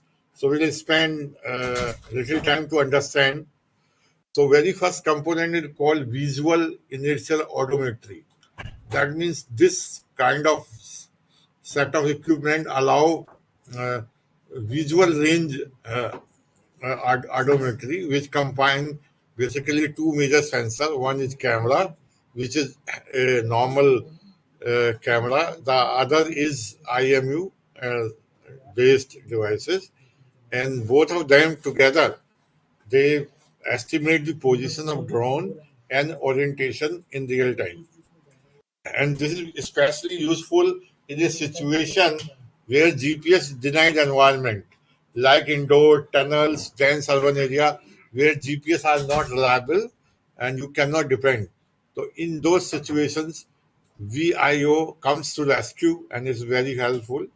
Let's see how it works. Sensors provide visual data, capture frames by frame to track the visual landmarks in the camera, like corners, edges of the object, detect features, point to calculate relative movement. It's how this camera is assisting in achieving the autonomy in using the visual IO. The second category is initial data. These are gyroscope measuring acceleration and angular velocity for fast and real-time update. Provide data at a very higher frequency than camera, and henceforth it leads to more precision and accuracy. Using advanced fusion algo like extended Coleman filter and all, which is advanced data fusion algo with the element of machine learning, it can improve positional accuracy. Uh, this, as I tell you, Coleman filter in extended as well as multi-state, which are being exploited and used in our implementation of this flight controllers. The other component is path planning, which basically path planning enable internet controlled operations.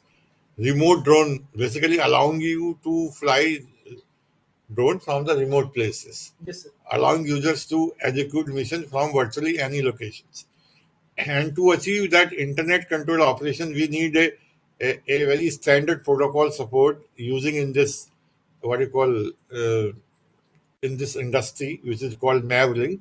It's a very standardized protocol, and in Suparna, this our the drone has chosen this very popular standardized protocol, and which provide a support to wide range of drones and rovers, and provide standardized communication for seamless integration. In addition to that, the GUI, which is part of IDONUM, provide very intuitive interface for using this and accessing this platform for both kind of person like novice as well as the very experienced operators. The other building block called PX4, this is again a very standardized component used in onboard flight controller. This is open source flight control, fly by wire, used in multiple drones and Pixac hardware and support both flight controls. This compatibility allows users to lower the robust framework feature. Open source flight control softwares used widely in industry. Same being used here. Utilizing PX4, operator can customize flight behaviors, implement control algo, and enhance drone autonomy and performance. Actually, this open source is very well proven in multiple platforms and many situations. So this integration ensure that Suparna drone meet or tailor to specific mission requirement. At the same time, provide reliability in various operational scenario because it use the well proven platform, flying platform. Uh, this explain when the GPS is not available, what are the means this platform used to achieve autonomy. The first one, as I was explaining you a few minutes back, it used vision-based odometry, like it used visual sensors to track the movement relative to its surrounding, enabling precise indoor navigation. It also helped to achieve hovering accuracy vertically within the range of 0.2 meter, and in horizontal directions the precision is within 0.3 meters using vision positioning systems on board. It also helped to avoid 360 system to navigate safely without GPS reliance. So if GPS is not there, even such situation, this drone is capable to be effective in such environment, challenging environment. So it also have it also features beyond line of support, and to go beyond line of support, we provided 5G connectivity as well as fail-safe feature. And the last but not least, I think one more feature is follow me. So that means drone is stored a precise path, and using GPS and visual tracking, it can uh, achieve the safe and planned path. So it take care of obstacle avoidance. It take dynamic routes, adjust altitude, angle, and distance for the purpose of this, and adopt the speed adaptation to match the uh, subject's speed. Like so, to achieve 360-degree, it use depth estimation using enhanced navigation as well as sensor fused data, and and achieve object detection using laser as well as the uh, reflected signal from the objects, calculate the distance, plot against the multiple 3D maps. So this is the way how mapping and VOA work hand in hand. Mapping use drones, radar, stereo camera, depth sensor to create detailed 3D maps, and then technique like simultaneous localization mapping, which is use AI, inbuilt AI element into this, which ensure mapping is available for autonomous operations. Visual odometry is another component which help avoidance in addition to LIDAR. So, wireless action, alternate wireless action in addition to 5G operate in two modes, but again, this is for short range. Pro provide high bandwidth, but at the same time, it have a limited range and potential for interest. So this flight controller, I think already Daksh have discussed in detail. So I am leaving this part. Now handing over to Daksh for talking about the 5G integration and registrations. Yes, sir. Thank you, sir. So to register the drone on a 5G network, we have to first ensure that whether the SIM is inserted correctly in our active card, and the configured SIM should be in 5G bands that we have provided. So, we are using particularly N78 band and Superna 5G modem, which is onboarded on the drone, is also equipped with the facility to support N78 band. After powering it on drone, it should automatically connect to the private 5G network with the pre-hard coded APN for this lab. If any issue arises, verifying the network settings and consulting the user manual or support team is advisable. Before flying drone, we should have an application installed at MEC. These are the steps for installation. First, we have to download this zip file from Drive. After downloading it, unzip that particular file and install Docker on the MEC. These are steps done when you are configuring it for the first time. If like we have already set up in all the labs, so these steps are not recommended. You just can directly run the streaming link in the web browser with this drone IP, and it will do the rest. Next is AIML use case with detailed steps. So there are different kind of use cases we can develop with the help of this drone and private 5G network. One of them, which we are performing in this lab, is object detection and tracking. We have used YOLO V8 and OpenCV models to identify and track objects like vehicles, people, or equipment. And drone is also equipped with autonomous navigation and path planning, which can be implemented on reinforcement learning or deep Q learning for dynamic obstacle avoidance and efficient path optimization. It also improves and enhances drone performance in GPS denied environment, mostly indoor. Usage of drone controller. There are different things for which we have to take control.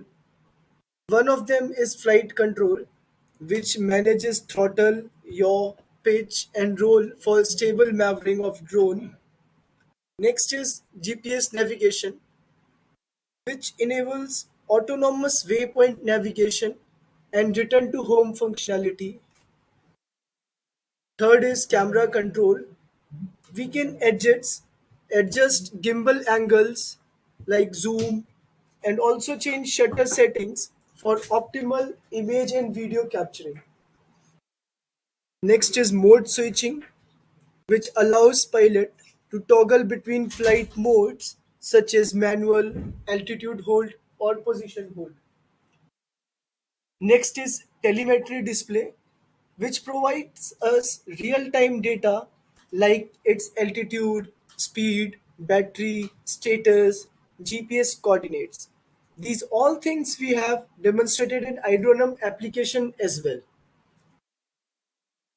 These are few recommendation of use cases for further development with drone, like smart surveillance and security, precision agriculture, infrastructure inspection, search and rescue, traffic and crowd monitoring, environmental monitoring and disaster management, wildlife conservation and tracking, construction site monitoring, smart city solutions, power line and pipeline inspections.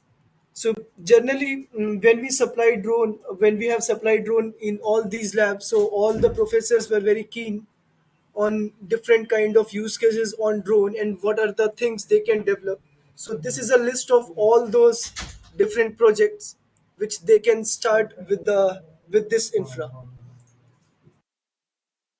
These are few troubleshooting steps which includes power issue, GPS issue, 5G connectivity issue, flight instability, camera issue, sensor malfunction, software issue.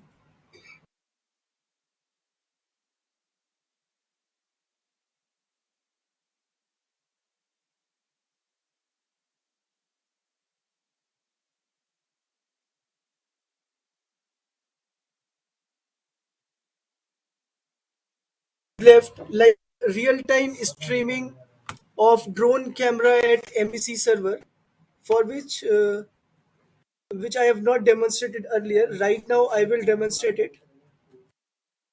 Slides are not visible. And now we shifted from slide to. Just a minute, sir. Let me know is the screen visible, sir. Slides are not So, visible. is the screen visible? Screen is not visible. A screen is visible. It says c.meet, but we can see the slides. Just give me a moment, sir.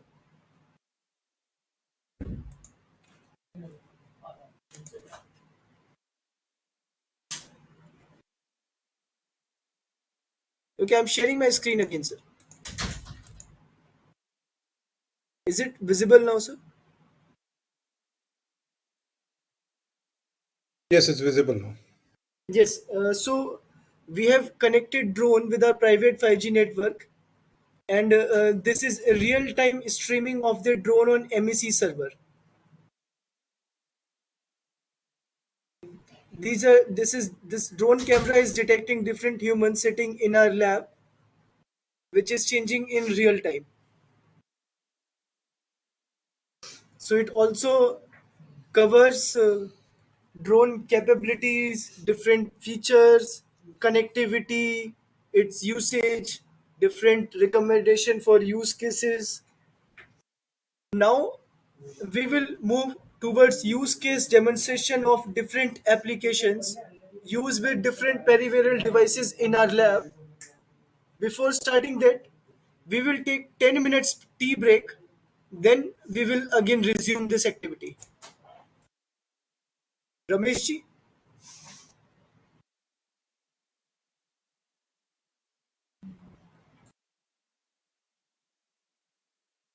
hello, Ramesh ji.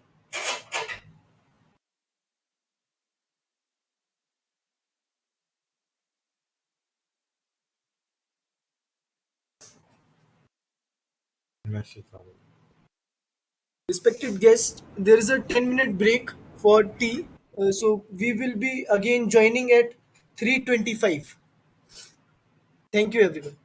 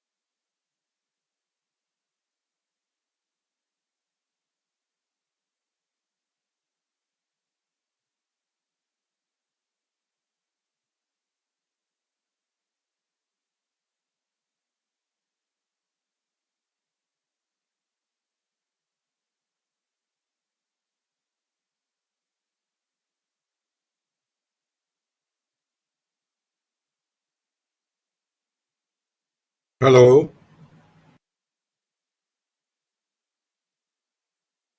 hello.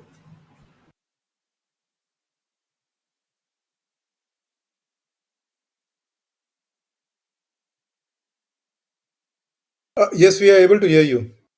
Yeah, so can we now continue? Yeah, please go ahead. Okay. So far we have covered all the individual devices, their architecture, their features, and how they are made connected to 5G infra. That was the focus so far. From today morning, we started with eval board, and then we have done IoT gateway, then CPE, followed by camera, XR, handset, and in the last we covered the drone. And also we demonstrated various setting and capability of our firewall, which comes along with the 5G infra. So now the last part of the training is to demonstrate you various use cases, which is planned as part of this solution. So let me now move on to that part. So just I'm going to,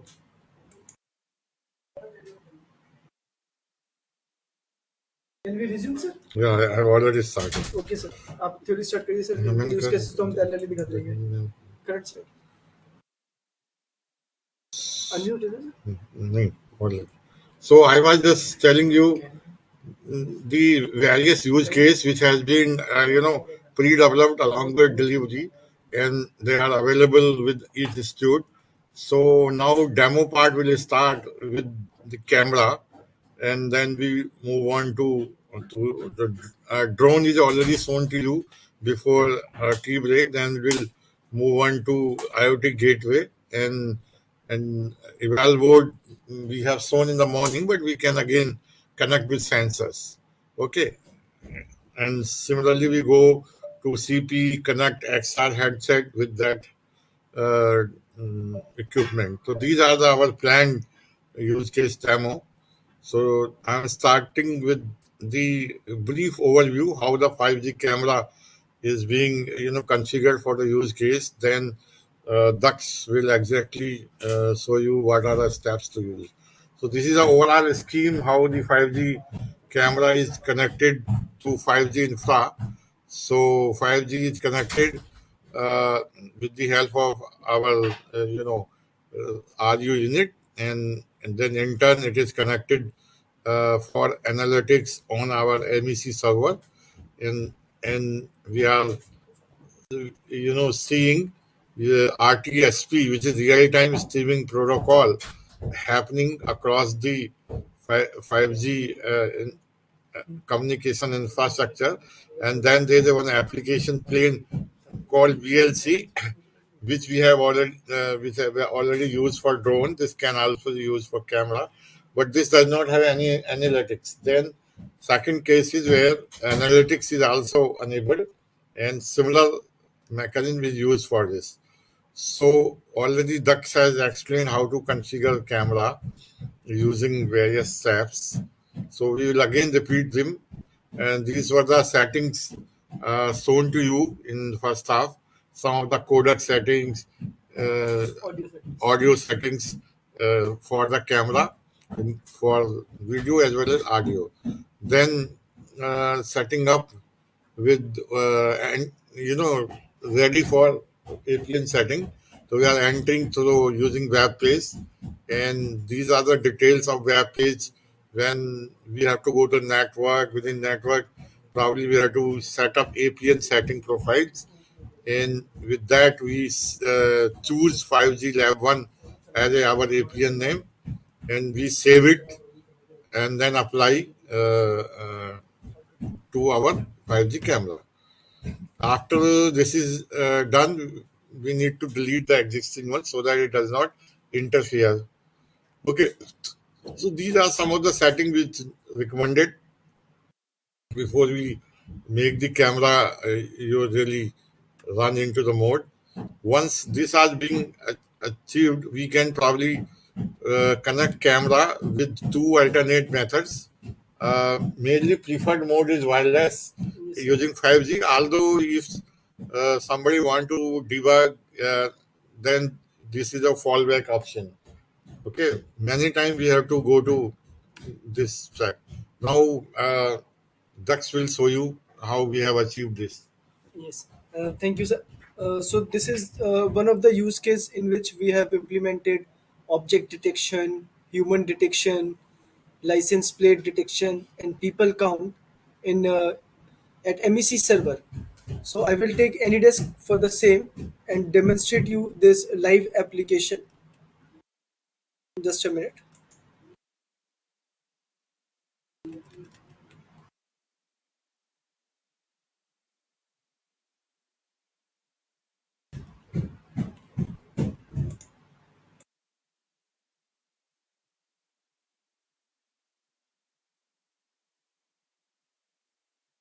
So first, we will verify its 5G connectivity by opening this router, which we have done in the morning also. And after that, we will then run this uh, camera analytics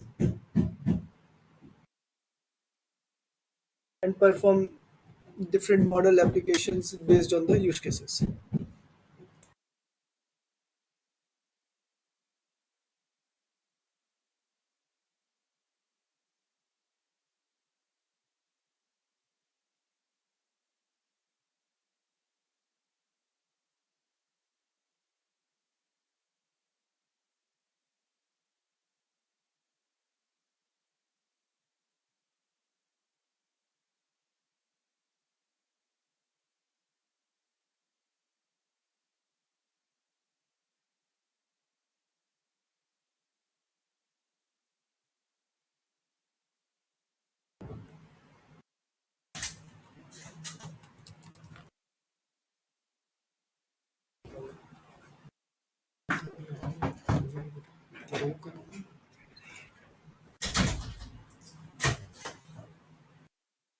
Just give me a minute.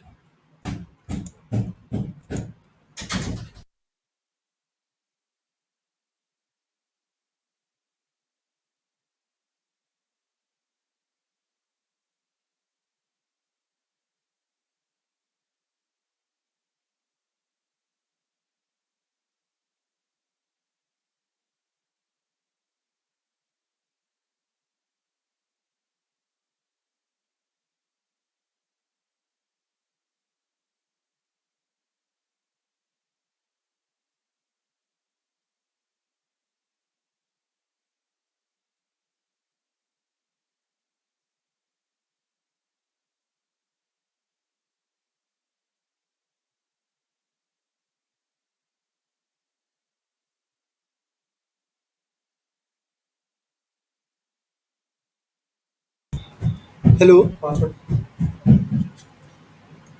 Lux at the rate D capital at the rate W4S. Hello. So currently we are streaming demonstrating camera analytics running on MEC server, in which we are demonstrating license plate recognition. So it is converting all the text which is displayed on the license plate in a text format. Now we will change the camera position, in which different objects and different humans will also come in ROI of camera, and it will detect them as well.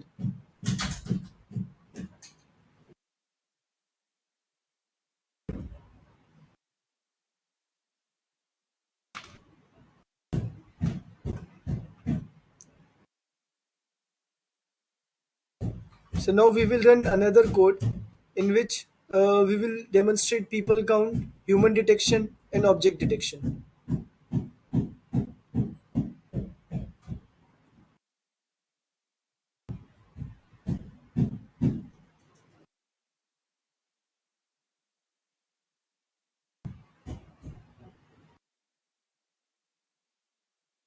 Now we are changing RTSP path from its static IP to private 5G network IP.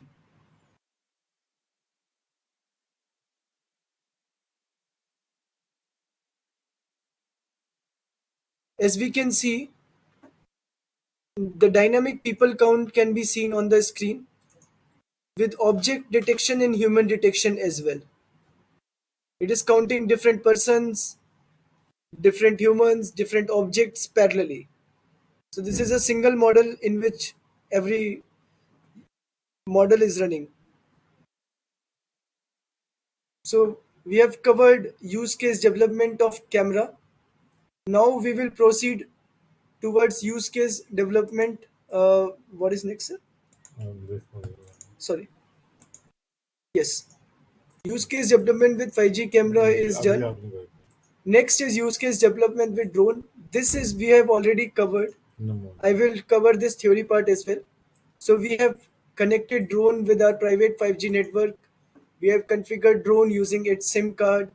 Then after verifying different procedures like registration, its attach and its session, we have monitored its camera real-time video feed on MEC, and we have also able to control real-time video feed of camera and also able to control drone in real time.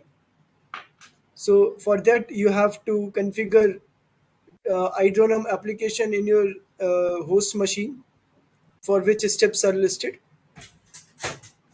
Once it is done, IoT. Once it is done, these are prerequisite which should be ensured before taking flight. These are different steps which we need to make sure, like turn on indoor mode while doing it in indoor environment. If in outdoor, we have to switch this mode in vice versa mode. Next step is to turn off fencing, then to turn on avoidance to enable obstacle detection. Then we have to turn off its safety. Once these all checkboxes are completed, arm the drone by using the joystick on your remote control. Hold the left joystick in downwards position and press the A button. It will arm the drone, and you will hear a confirmation sound and also see a light indicating that the drone is armed. Once these steps are done, you can control the drone by moving with the help of joysticks to increase or decrease the altitude. You just have to push the left joysticks up and down depending on the procedure you are performing. To move in a horizontal plane, push the right joystick in that direction. To land the drone, just press the X button on joystick, and in case of emergency, immediately push the left joystick down and press the B button. It will help in enabling disarm the drone, and it will stop the motors. This is drone telemetry data which we see on iDronum application. Next is use case development with 5G evaluation board. Bhupinder sir, over to you. So, so we will be now touching upon how to use the 5G well board, which we discussed very early morning, how to deploy using use case. So, some of the steps are very common across all the devices. Connect, configure the well board using its SIM card. Verify procedure registration attach session as we did for camera, and we connect some sensors if required. So uh, steps power on the board, add board drivers on machine, insert 5G SIM in well board. This board comes from Coral, and name of the board brand name is Anubhav. This can be powered using USB or USB port, and then we need to power on and do the proper reset before it can ready for a use case. So these are some pictures which showing how it look like in your lab. then we use a simple XTerm to control this eval board, mainly minicom and this setting are required, and then this is ready for taking the commands for 5G. And in the morning, Aryan already demonstrated all this command. So I'm just making it little faster because this has been done in the morning. This all command have been shown to you live. Maybe if required, we can see right now as well. So this is how we have seen the test P11, and these are the commands. Mm, uh, okay. How to configure IoT? Have you shown or you will do that now? Yeah, I have already shown on Windows. Okay. Basically, this is we are integrating MCU through Wi-Fi.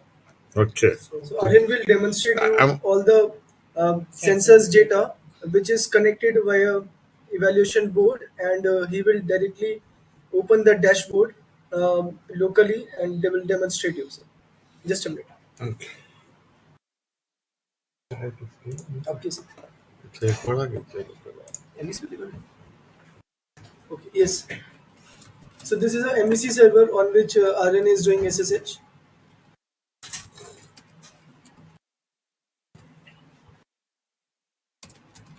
So we are using Raspberry Pi for further integration of sensors.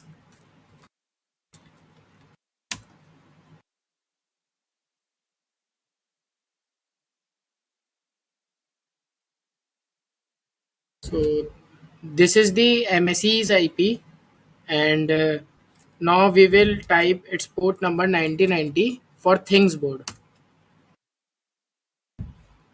This is static IP with port number assigned to ThingsBoard dashboard. Once you will put up this thingsboard.org, put up this credentials, then you have Aryan will tell you the required steps. So after login successfully, we have to go on dashboard. Then we have to click on check and control device data dashboard. After that, we have to run the Python script that is stored in our Raspberry Pi. So the command was python 3 space file name.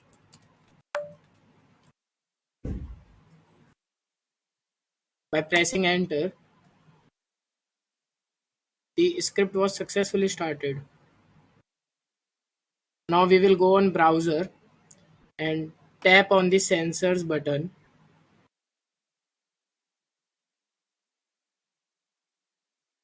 As you can see, the data is coming. From here also we can verify NPK.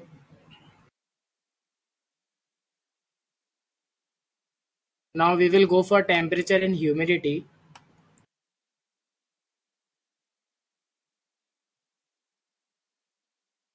Temperature and humidity is also working. NPK is also working.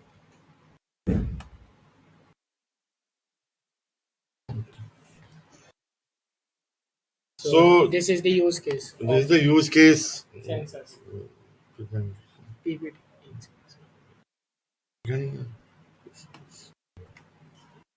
So this was the use case using eval board to connect the IoT sensors using Raspberry Pi as a in between mechanism. And the obvious question is why we need Raspberry Pi, because the sensors connected like temperature, humidity, light, and NPK, they are not so intelligent. So they need a certain interfacing support. And Raspberry Pi do the exact same work. And then Raspberry Pi is connected to eval through Wi-Fi, and eval giving you the backhaul connectivity with the help of 5G infra. So this is the overall scheme. Okay, so maybe we now we will move on to the other device, which is XR. So XR, is a AR VR headset, and again, we will connect this XR headset with our 5G infra. Very similar step, but the only thing is, our AR XR set is not directly 5G enabled, so we'll need an intermediate backhaul with the help of either any of the equipment, IoT gateway or CPE, whichever is uh, any can meet our objective. We need only Wi-Fi connectivity so that it can be given back. And then obviously our aim is to see the real-time video feed from Arena Developer Hub for our from our local Windows systems or laptop or pre-installed into XRVR handset. So these are some of the component which comes along with the XR headsets. Uh, Multiple units. We need to bear them across our head, put them something in hands. Top level specification goes like this: battery life for 2+ hour. Overall equipment weight is approximate 430 gram. Inbuilt processors are from Qualcomm, and they are as capable as octa core, and GPU from this also have a GPU inbuilt from Adreno. Powerful optics, adjustable from 60 to 68 adjustable diopter. Pass-through feature, that means you can see uh, mm, double image at the same time. You can see what is happening without camera and as well as what is seen through the hand. So both it give you panoramic view for both the places. It have inbuilt very powerful display having the resolution of 3200 cross 1600, very high refresh rate 90 hertz, field of view from 95 to 105. In it device uh, is so easy, it give minimum discomfort to the person who is seeing. And in other specification summary, which is I already explained you, details are given here, so I am just not reading it again one by one because already discussed. And continue with the same, like tracking. It allow you to track 6 degrees of freedom. You can see top, bottom, left, right.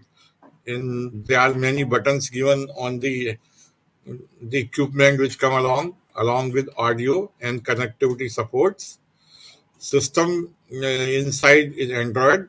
RAM memory is 8 GB, and in inbuilt storage maximum 128 GB.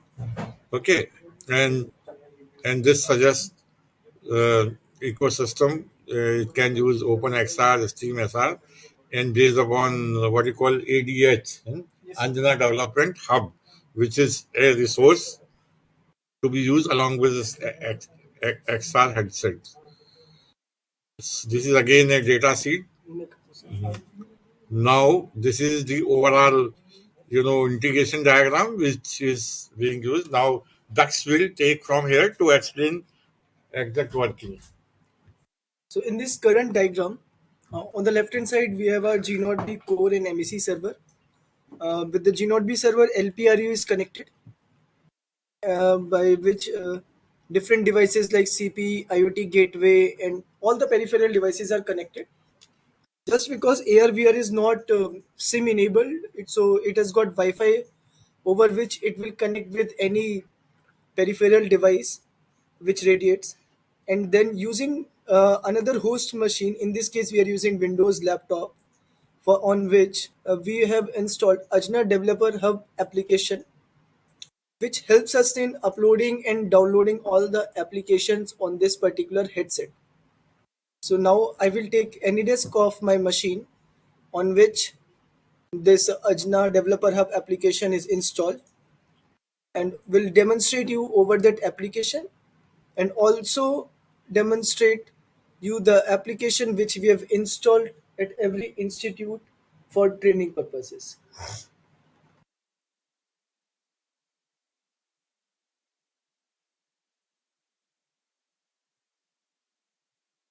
So this is my screen, and currently AR/VR headset is connected in a wired mode with this PC, and I'm opening this ADH PC Ajna Developer Hub. Uh, Here it is. Just because both the systems are connected to the same Wi-Fi, so I'm able to access it in wired and wireless mode both. Let me put credentials here.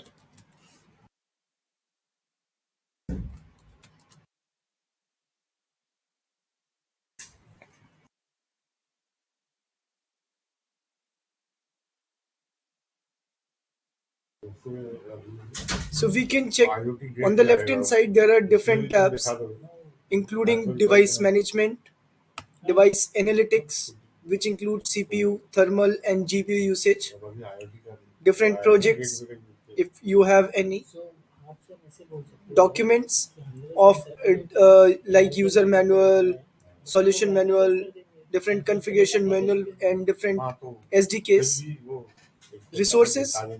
Again, it will redirecting you to ajnavidya.com where you can download different resources for the use cases of this AR/VR.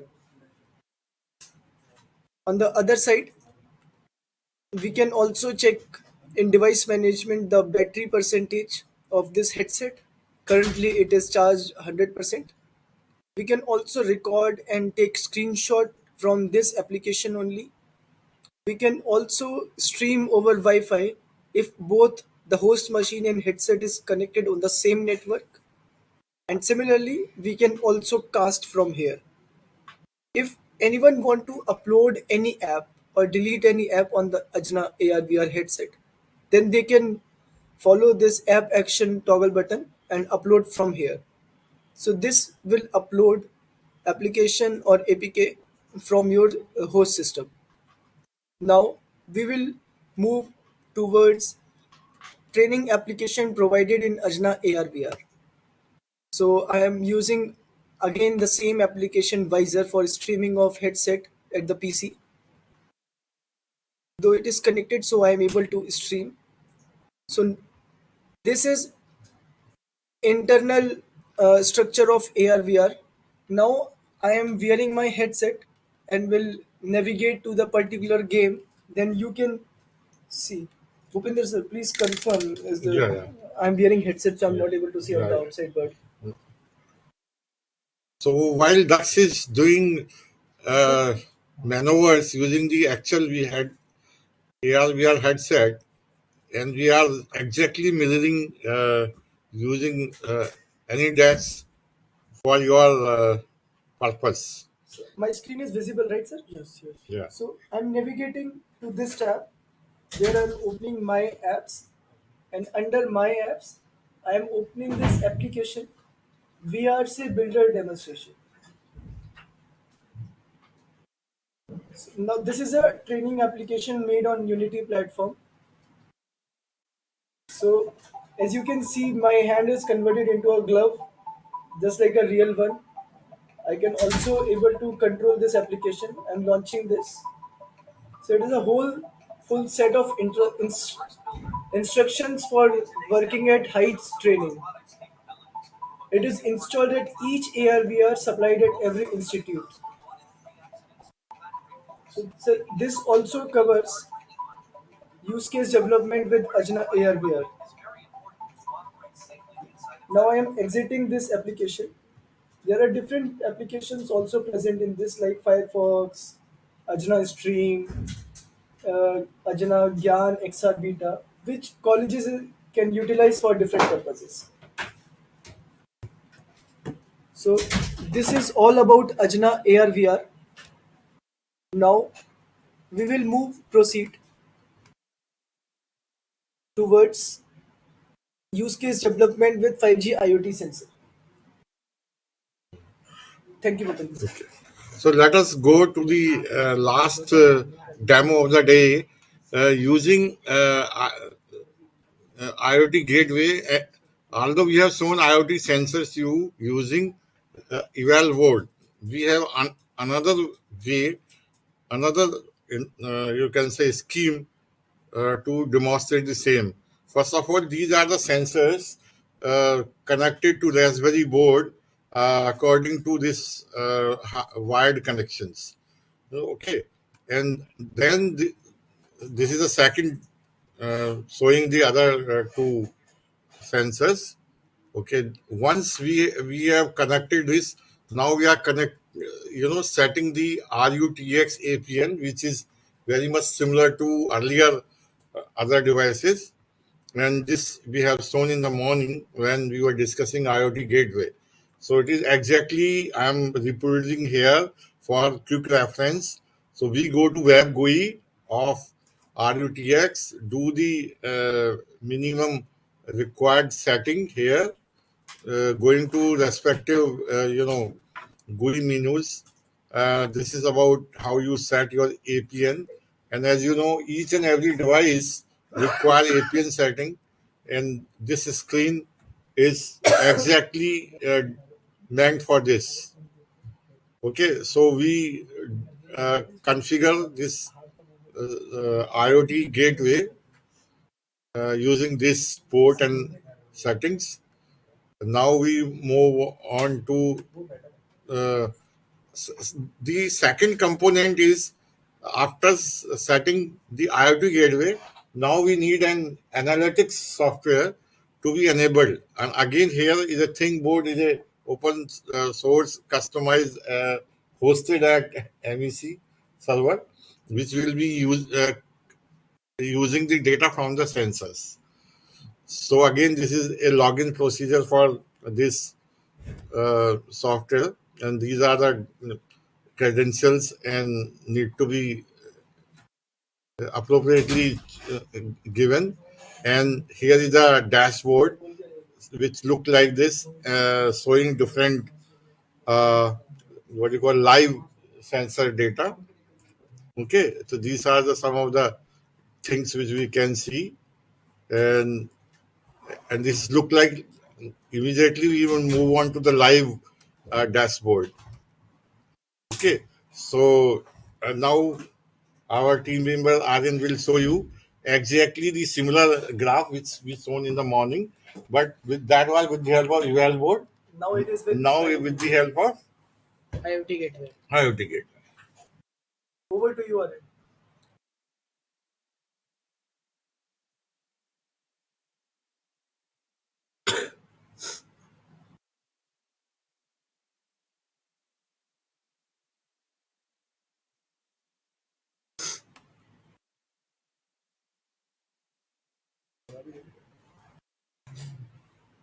Now we will SSH in Raspberry Pi using the Raspberry Pi's IP that is connected to IoT gateway through Wi-Fi.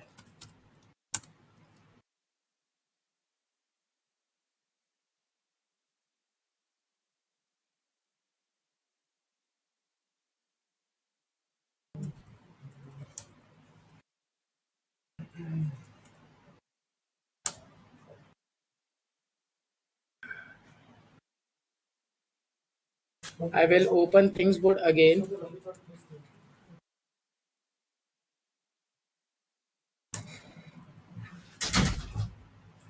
So this is the MAC IP and this is the port number.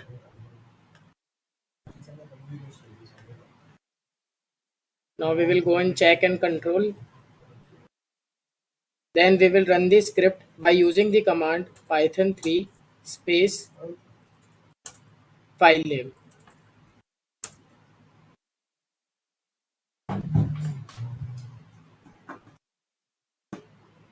So I will click on NPK sensor first.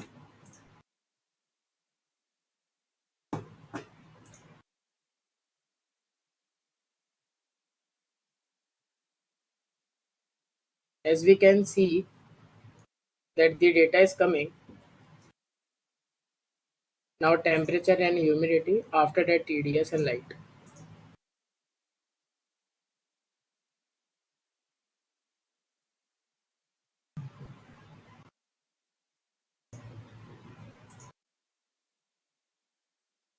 So this is all. So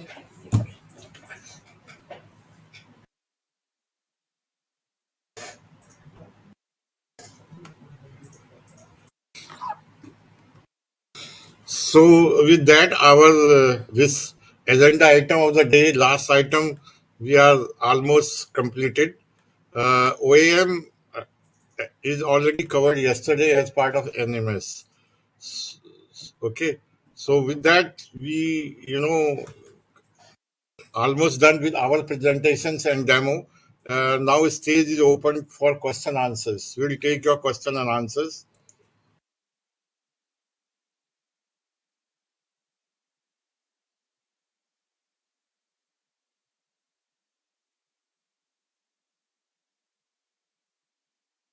We are open for Q&A round.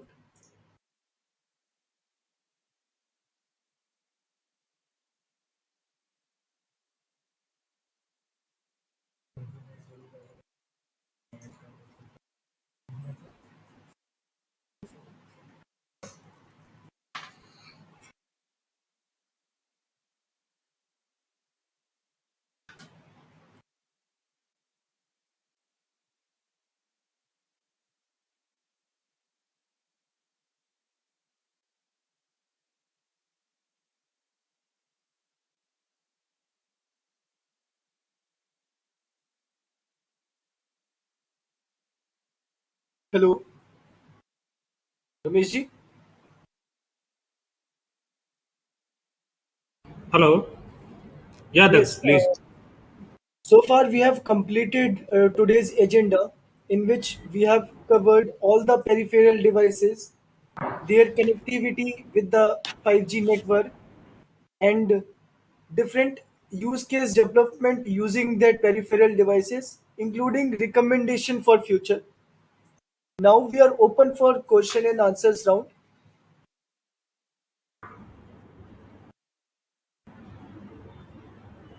Like there is no response received so far, so can we end this meeting? Wait for 5 minutes and then conclude the meeting. Okay. Yeah, sure. We are waiting for any questions, uh, either in chat as well as Yes. direct conference.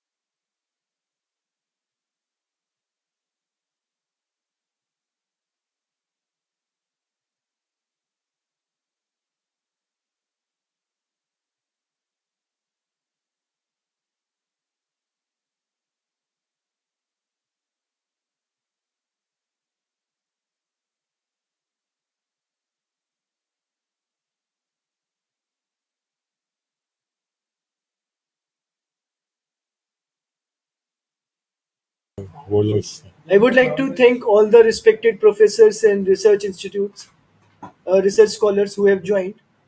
Thank you for your kind attention. We are wrapping up with this call. Thank you, everyone. Okay, thank you. Rameshji, please share this recording with us. Okay, we'll Yes, thank thank you. you.